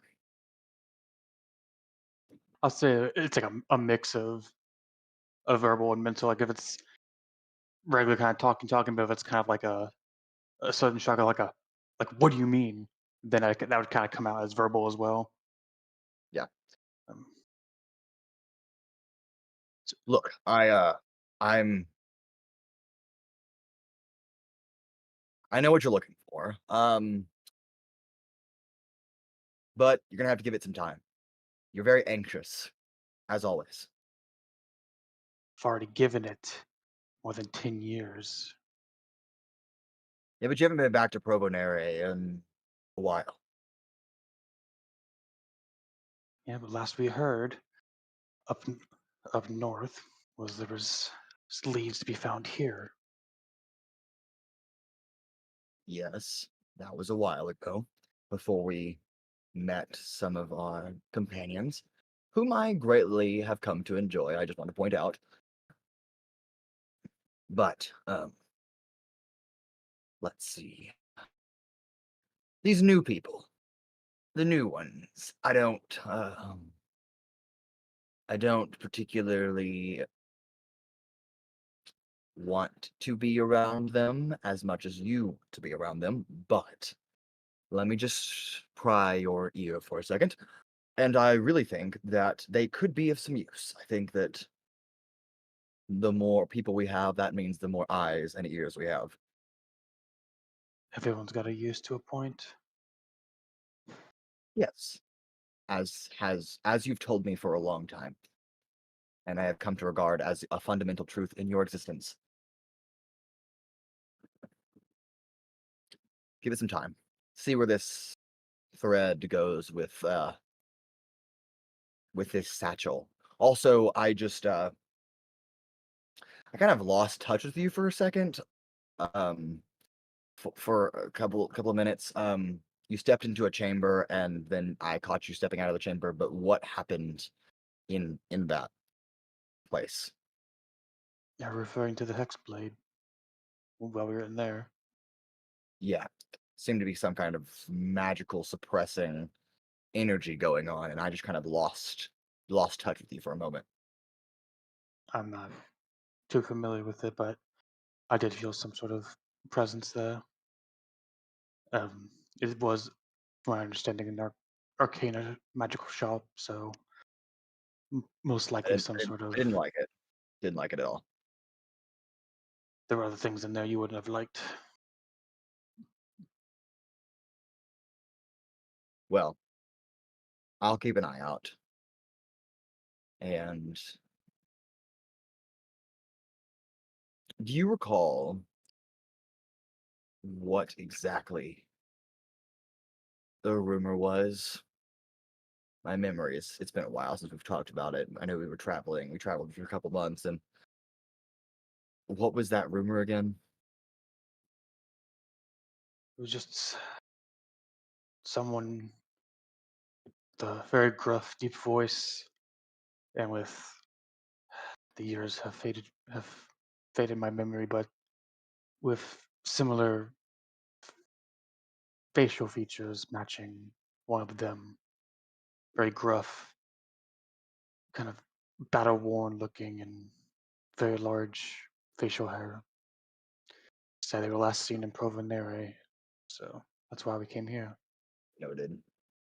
Okay, keep an eye out for some scruff-looking individuals. Also, I don't know if you noticed because you've been holding me, but they're just kind of standing there, and they're looking very awkward at you. I just wanted to point that out. What are y'all looking at? I mean, I know you said you had your own business, but I would like to raise the fact that we might want to go back to Mr. Lieutenant's house to tell him we did the thing for him.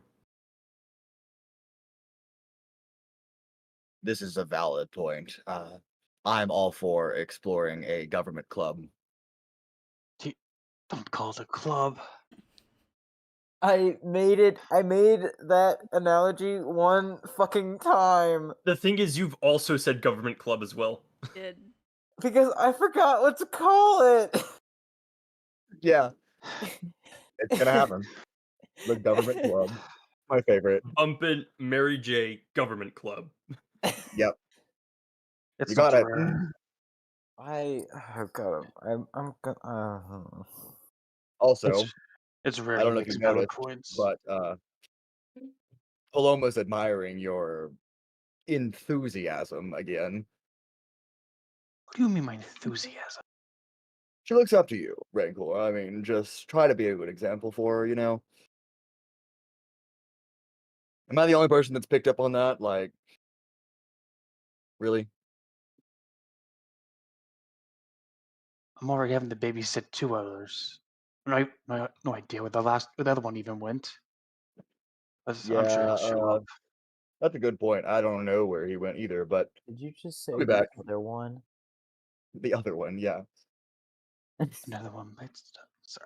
Sorry. Dad. I'm sorry. It's just Copyright. I'll try and hold it back. Copyright. Okay. Ow. Well, I prefer she doesn't look up to me. I'm not exactly the aspiring role model. I'm aware. Aspiring. But Aspiring. The word is aspiring. Not here. Not here. Even grammatically correcting it. Not here. Yeah, I know you're not the most inspiring individual, but Thanks, she's bud. still. Look, I'm just being honest. I'm not gonna sugarcoat things, or honeycoat them, or applecoat them. That would be caramel. Nope, I'm an apple. Also, you're not here. Who are you talking to? Sorry, I He's was. talking to the fourth wall. Yep, I was talking to a meta Wait, wait, pigeon. 1, 2, 3, 4. Riley, be quiet. Yeah, just be careful. They're kids. I know that you've done a pretty good job so far about letting them in on what they should be seeing and what they shouldn't, but we're stuck with them, at least for now, and I actually kind of enjoy their company, so don't screw it up. I won't make any promises, but I will do my best. And then there's just kind of a dead silence after that. So Paloma, does he like need medicine? He's just sitting there. I Altrix, you've seen this more than she has. yeah, but Sorry. it concerns me every time. Do I seem any Valid. worse for it in the long run? I mean, I don't know. I don't know what's going on. What do you know, Altrix? I mean, That's that is a bit of a loaded mean. question. That's a bit rude. The government is a club. Where is that Are pigeon you- coming from? Are we Uh, are we going back to the guard are- station or what? Or are we going back and trying to find everybody? Yes, we might as well talk to Lieutenant Vin, and I suppose try and meet up with them. Maybe try to get some compensation. Because yeah, he mentioned That as something well, about definitely. compensation, but I don't know what he'd have to compensate for. you did work, so you get paid. That's a rule. Don't do shit for free. And since this is technically a criminal investigation, we're technically working for them, so we ought to get some sort of payment back. Okay. Lead the way, I suppose. Fair enough. Ironic. And you all kind of begin heading across the hex towards the government club, as Altrix keeps referring to see Lieutenant Vin. Well, this is the lieutenant's house. Right, of course. Lieutenant Vin's government clubhouse. Government. Oh God, no, no, no, no. Yeah. Not the clubhouse. Yes. About this time, Owunul and Pura and Cradeyr, you've all kind of finished up your business. It's been about that hour after Yazira told you. So you all kind of began leaving. And the two of you the two groups kind of Ugh. yeah, Cross paths. thank you. So I was like, there's a wait, word, and I'm not getting it right now. So I still have the bag. Still has the stuff in it. Yeah. We should go to the what's a place. Oh. What's up with you? What? I don't know. Good? What's It, I don't know. it had a little bit of that Mary J. I think they called it The I'm sorry. It the was Mary bitter. J. It was the little stick with fire at the end of it. A And then I cigar. inhaled it, and then well, no, Something like that. he said it wasn't a cigar though. So like, I don't know why he would lie. It's just slightly stronger. Eh, What do you mean by stronger? Just a little bit more fiery. Has a extra kick to it. I mean, Oh no, go are you ahead, okay? burn my mouth. Owunul, could you make What? a history check for me? History check. Oh no. Oh no. Okay, all right. Let's see. What's my modifier to history? Oh wait, it's a negative fucking 1. And because you're high, also take a minus D4 to that Oh, roll no. as well. Sir, you cannot do this to me. Actually, yes, I can. I'm kind of faster. Jokes on you. He's God. A minus D4, you say? Yep. That is a. Do you want to talk about it? That's a -1. That is a -1, Mason. Wonderful. Oh, it came to a You- -1. I can't. What'd you roll? A 1 and then get 2? Not I only rolled a 3 on the D3. I Oof. had a -1 to history. Yep. I rolled That's a tough. 3. Yep. That's how math works. Yeah, and then we know Um, what happens from there. Gotcha. Yeah. Okay. I am So, losing brain cells. Owunul, it's really fuzzy in your mind as you're No, actually, I piecing supplant together. new memories to replace whatever the heck that was. Sure. You never had a horse to begin with. Um, No. Yeah, not only have you forgotten you had a horse, you never had one. So there's a horse in Provonere that's just been standing there for a really long time. But you have also forgotten the names of all of your companions, so and you hardly recognize them. So Who are you? Do I know you guys from somewheres? You guys look like kind of familiar. What did y'all give him? I We didn't I give him guess so. anything. He We took leave y'all this willingly. We took what we leave willingly? y'all for an hour, and he comes back like this. What? I mean, y'all should have come too. It was a good time. It was a good time. Oh yeah, I remember the. I don't think he's having a good time. He showed me some funny magic tricks. He told me my card, and he was right. Oh And yeah. now I owe him. Your That did happen. Yep. Now I owe him 3 silver, which I don't have. Oh no. How many fingers am I holding up? Why? Is fish a number? No. Dear, it is in some languages. dear God, he's broken. You- Actually, wait. I'm pretty. Wait. I'm pretty sure I've got something for this. I would like to lay on hands 1 health to him and cure him of disease or neutralize a poison, which technically I drops a believe poison. I believe you have to use 5 hit points. Yeah, to you do have that. to use 5. I'm pretty sure. Oh. Yeah. Okay, I'll use 5. Yeah, so instead of healing any hit points, you instead shake off the condition of being wasted or high. Oh God, Oh no.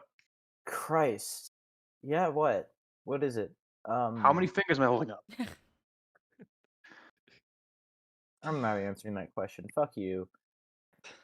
Okay, he's back. And it's about all this time that you arrive at the Can I please- entryway to what please don't- Altrix would refer to as Lieutenant Vin's government clubhouse. Can I go get my horse? No. You still, that memory is still gone. It'll come back later. Evil. Technically, I think we left the horse outside the clubhouse. No, he got Probably. it. He took it over to the Hexblade, and that's where he left it. That's where it's left. We'll Yeah. look at that. Those We'll walk. get back later to that. Where did you leave your car, bro? I have no fucking clue. car? Yeah. Great. Okay, so I go in with the bag, with my compatriots all Ask behind me. payment. What? Payment? You want like? Yes. Well, okay. So, Oh, he owes me. well, okay, yes, He can that's take what he true. owes you out of what. Okay, but Okay. my deal is only me and Altrix were there when he asked us for the favor. He might compensate y'all, but I wouldn't count on it. Just ask for enough for all. Okay, well, Strike a good deal. we'll see. I like this lady. She's smart. Okay, right. So I go in with my compatriots and I ask for the lieutenant. Yep, Lieutenant Ben, the tall elven man, dressed in his very nice red uniform. Ah, yeah, they're back. So, Did you do the so, job? so we brought it to the madame, and even she could not read it, but she did reference us to someone else, another lead perhaps. And a few of Okay, my compatriots and I were wondering if we could be compensated for our current efforts. And sure. okay, how much? Just you and the Dragonborn, right? Like, Well, They also did some stuff. yeah, Uh, they. So we did have out my friend here's two companions kind of join us on the way. They were wondering if they could be compensated as well. They did meet up with us once we left the station and were willing to help us get to our destination. What are the chances that they could get a little bit of compensation too? make a persuasion check. Okay, Can I'm okay at I, those. if I'm there, can I help by looking Did you like? win? Oh, Altrix and Owunul went through the door into the office. that's a great point. No, I would not have gone in. Just wanted I to guess I'm giving a help action as well, but wonderful. it will just be Now, a D4. well, actually, because Owunul has no idea about what the compensation actually is, I'm actually going to subtract a d4 from your roll, Riley. So go ahead and give me that persuasion check with a subtracted d4 on that roll. Womp Sick. womp. Because Owunul is like, yeah, I don't know what you're trying to compensate us for, but Swear to God. you can do good. You can do better than a -1. Let me That guess, face it's says 0. otherwise. -2. 0. 0. -2. Fucking swear to God. Okay, so I rolled a 7, minus a 3, plus a 6. God. 10. 10. I cannot get above a 10. Well, That's that's better pretty good than a -1. with Altrix help. Um, how many other companions do you have? just 2. You just have 2 companions? Yeah. Okay, so that's just 4. Yes. Can I Oh, yes. is a half compensation acceptable? Is I that would fine? think because they weren't here, they did join us later on. They weren't here when the initial agreement was made. I would say that sounds fair to me. Wonderful. I think we've reached a wonderful agreement. And he dispenses 2 gold to you, 2 gold to Altrix, and a gold for Rancor and a gold for Paloma. Okay, I will give them the gold once we go and meet them again. That's 1 gold I didn't have. It's true. All right. We will continue to see if this leads us somewheres, and we'll let you know, I suppose. And Okay. Keep me updated. all right, Further compensation might be given if that your would job be is successful and time. appreciated. All Thank right, you for helping the Red Shield. no problem. And he is like, if you don't mind, I'm gonna go to bed because I'm Yeah, that's fair. I probably need to go to bed too. and then you kind of exit the chamber and Yep. it's not like they closed the guard station down. It's It- just like the staff is like, okay, it's like it's after hours basically. Okay, I walk over and I say, "All right." He agreed Yeah, they to. gave us these. I don't. Oh yeah, Yeah, I'll hold on to those for you. Don't worry.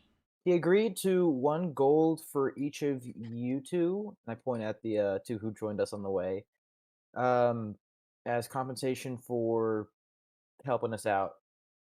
And I hand the 1 gold to each of them. And then Altrix also gives the 2 gold coins, I'm guessing, to Paloma. I think I would instead. Well, he said they are for me, and I think this is a piece of jewelry. I will hold on to them. Fair enough. Love it. Absolutely love it. Okay. Without further ado, then we Let's go to cut sleep. scene. Yeah, we Let's cut immediately scene go to to bed. walking southward through the city, led by Pura and Cradeyr, into pretty rundown neighborhood, little sketch. There's way worse. Yeah, some of the windows are boarded up. There's some bars on some of the buildings. As you begin to like narrow, the alleyways narrow down quite a bit. I mean, you're talking like 5 foot, 10 foot is really nice, but probably 5 foot. 5 foot walking paths. To like a pretty rundown inn, but like an extended stay inn, where Pura and Cradeyr have rented out half of the 2nd floor, to kind of stay there, as like long-term housing while they're figuring their life out. They've been renting this place for a long time. As you enter, Yazira is kind of sitting patiently by the door. Oh, hey, it's so good to see you all again. Hi. We're all very tired. Hey, Zero. We found him. Good. Yeah.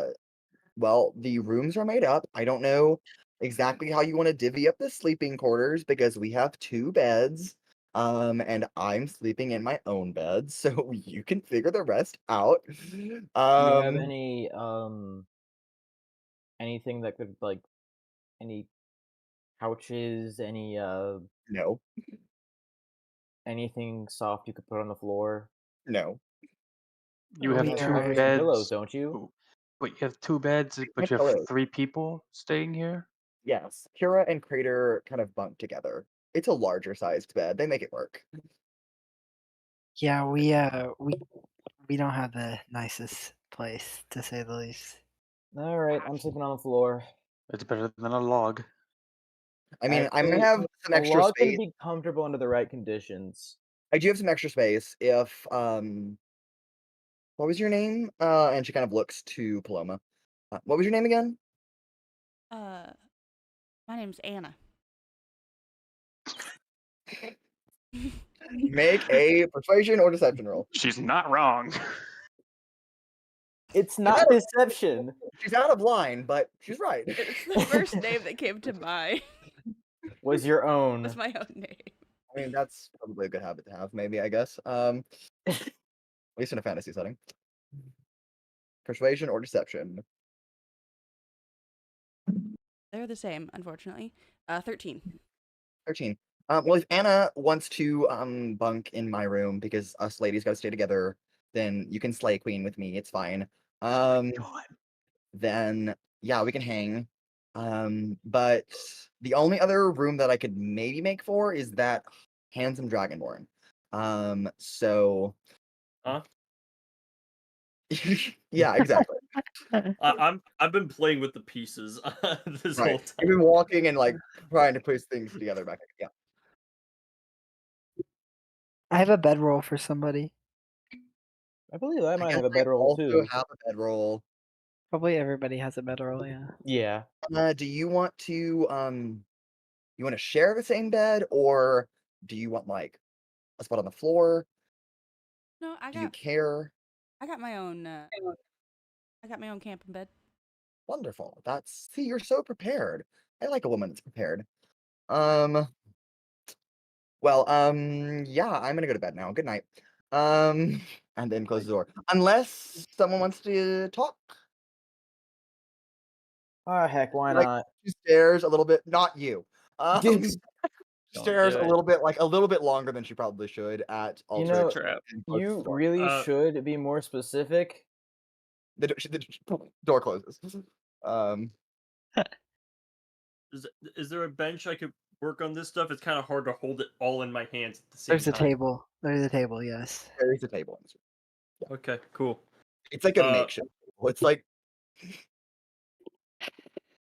I guess I'm gonna give it a shot to try and piece this thing back together. all right. So let me just confirm really quick. We've got Anna and Yazira staying in a one bedroom, and then we've got Pura, Cradeyr, Owunul, Rancor, and Altrix staying in the other bedchamber. Mhm. Is there not Which like a is living kitchen area or something? no. This is a bedroom. Like it's like an in room, like with a bed and like a nightstand that's been like converted into like a long-term living space. I mean, There's like I some think crates on the ground where Cradeyr and and Pura keep their things because they live here. But that's about it. The room is a saying 10 by 10 would be generous. It's a really crammed space so. I do Most, have. but this is how most of the places are in this. in this area of town. Yes. So it's Yes. 2 room. There's 2 rooms in the entire flat. Their room and her room. No, there is another room down the hallway. But that room is already booked out by like a different long-term staying resident. There's also a bathroom on this floor, and then there is like a commons area that is about 10 by 10 foot, where the stairs that you came up with are on the second floor of a 2-story like wooden shack in basically. There's like a table out there and some like a nice plant that's been underwatered for so long that it's practically withered and died. But it's there. I I think would go to that common area. Okay. Get out of the cramped. I'm just gonna go to the bed and just pass out. Ono would Face first on the pillow. prepare his bedroll, but he'd take out the little carving, take it outside to the commons and start like smoothing it up, making it actually a workable piece of wood, and then Yeah. go to bed later on. Sounds good. I guess there's only one table that has been offered for Altrix to use to. A nightstand. Yes. Yep. That's all that we have. All right. A summon chair, the cantrip. So, for trying to piece this thing back together, what do you want for that? I want you tell me. You tell me how you're trying to put it back together. Are you trying to use magic to put it back together, or are you just trying to figure out which pieces fit together like a puzzle and put them together? Are you trying to do it forcefully? Give me some context. Yeah, more the puzzle approach. Trying to just sort of click things back together. Uh, I do not have Tinker's tools, but I have proficiency in it, so it's just sort of that approach. Okay, go ahead and give me a general dexterity check. And because you don't have the tools, no modifier to that, just a straight dexterity check plus your dex mod. Gotcha. All right, that is a fat 3. 3. You spend 30 minutes after you arrived, after you've walked for like half an hour as well, trying to piece these metal pieces back together, but you cannot seem to figure out like there's no joints, like there's no like screw hole or nail, like it doesn't seem like they fit together anyway. So you've honestly just kind of given up. And you're like, I'll try again tomorrow, but not right now. Right on.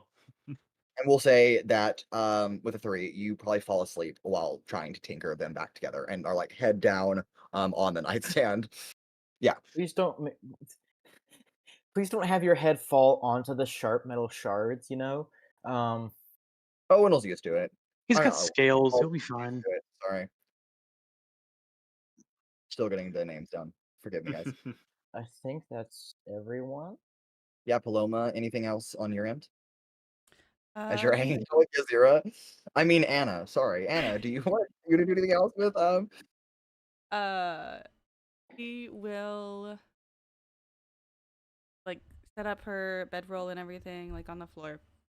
And is there a window in this room? That is a good question, Anna, and I should know the answer to that. We'll say yeah. Okay. Sure, there's a window in this room. Mind if I open the window a little bit? I have a friend who comes and goes as he pleases sometimes, and I just like to leave. Like, if he manages to track me down, I'd like him to be able to get in. Oh yeah, girl, have as many affairs as you want. Like I don't know what that means. But Oh. thanks. Oh. And then she'll go and crack the window. I like the fresh breeze sometimes, but if it rains, I'm gonna have to close it. Yeah, so I don't mean to be like rude at all or pry into your life, and I didn't mean to be rude to you earlier when we were in a group setting, but I'm rude to men, but I like talking to my fellow girls. So Queen, tell me what the tea is. Spill the tea, sis. I want to hear all of it. Who are these people that you're with? Like, I don't know how to make tea, but he's oh, you're new. You're new to this like venue. I got it.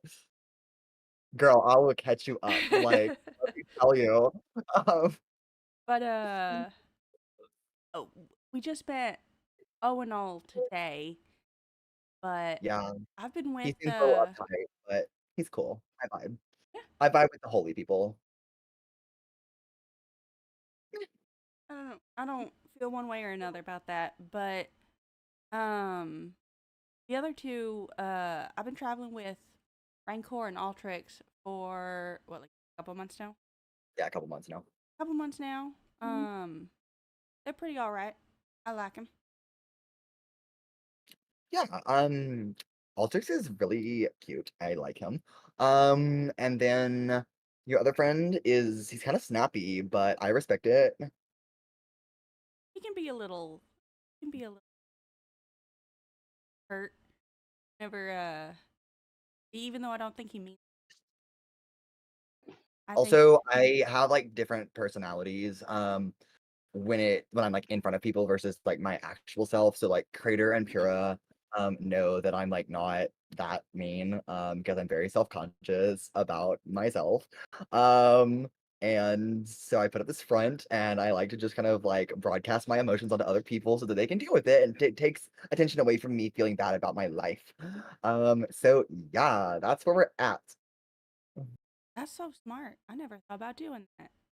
Yeah, it's wonderful. I learned it. I would say that I learned it from Corellon, but it's like a partial thing. Like I kind of developed it because I have two older sisters. No, I have one older sister and one younger sister, and then Cradeyr. Sorry, that was a mishap on Mason's end, not Yazira. Yeah, and so I kind of had to just like learn how to survive as like a poor person. Which is like totally not my style, but also like when you're born into it, you just have to deal with it. And like it sucks having a different socioeconomic status that you don't want to be in. There's nothing you can do about it. And have to like climb your way from the bottom of this pit that your parents have dug yourself into. What Uh, kind of philosophy are you doing, This is Yazira. sir? I This feel is like this Yazira is Coatsy. I feel like this is a cry for help, Mason. Are you all right? Blink twice. You're getting so in depth. What the hell? Yeah, this is what Cradeyr has to deal with his entire life, and has been traveling with and then living with for several years. And Pura has just kind of gotten used to it at this point. Like, how did Mean Girl meet like ancient philosopher in Yeah. modern day times? What? Yep. How did Aristotle bump into like Mean Girl? And that's what happened. That's Yazira. Uh, yeah. So like, just I don't want to keep you up. I know we like just met, but like we're gonna be best friends. And I'll teach you all about the tea. Like, you're gonna know how to make the tea and share the tea, like by tomorrow. Okay. I'm Great. excited to learn. I'm done. I'm done with this. The two of you stay awake talking for quite a while. You can tell me when Paloma wants to go to bed. At this point, it's probably like 10:45, 11 o'clock-ish in the evening. So you tell me when Paloma's like, I'm done. Okay, please stop talking so I can go to sleep. I don't think she's gonna reach a point where she's done. I think that she will reach a point where she can no longer stay awake. But Great. Go ahead and make a Constitution saving throw and let's Okay. determine when that is. That's 20. No. It is No. an 8. 8. All right. Go ahead and roll a d4 for me, Okay. and then subtract 1 from that number. That would be a 0, Mason. A 0. All right. So you talk. I say you stayed up a long time talking with her. It's a long time for you. You stay up for about 30 minutes talking with her, and then there's a moment where you blink and you're just like, and she's like, "Oh, sorry, girl. Like, I get it. You're out." I hear her like voice trailing off, And then that's the end of that conversation. Anybody else doing anything this evening, or is everybody done so? At this point, Owunul has stopped carving, has smoothed it to his liking, and has decided, all right, I'm out. Has laid down and fell asleep. We know that Altrix is out. Pura was out the moment he opened the door. So Cradeyr and Rancor, the two of you, how are you doing? I'm out. Um, Not the I'll sleep be salad again, Riley. I'll be in the that commons area up in kind of put my back into a corner, kind of like where like no one can come up behind me, and I'll take Ozen out of his scabbard or sheath. I think it's just, That's up to you. You tell me. I can't remember what actual scabbard is. It would be a scabbard. Just take him out of the scabbard and set him. I propped up against the wall, Okay. and then probably just idly talk back and forth until eventually falling asleep. Okay. Oh. Well, with that, the night grows ever quiet in Provonere until it doesn't, as a window pane shatters at 12:02 in the morning, and the sound of glass hits the floor, startling you all awake. But that's where we'll pick up next time. Oh. Well, thank you all for joining us for our Fucking very first cliffhanger. episode of this new Arcane Adventures campaign. I hope that you'll stick along with us for the ride. And I love you all very much. And I love my players very much. I know we've been looking forward to this for like 3 months now. 4 months. No, like 3 months. Yeah. 4 months now. 3 months. 4 months if you want to say that. It's whatever. Yeah. So we'll see you in a week, and have a very good night. And as always, the adventure continues.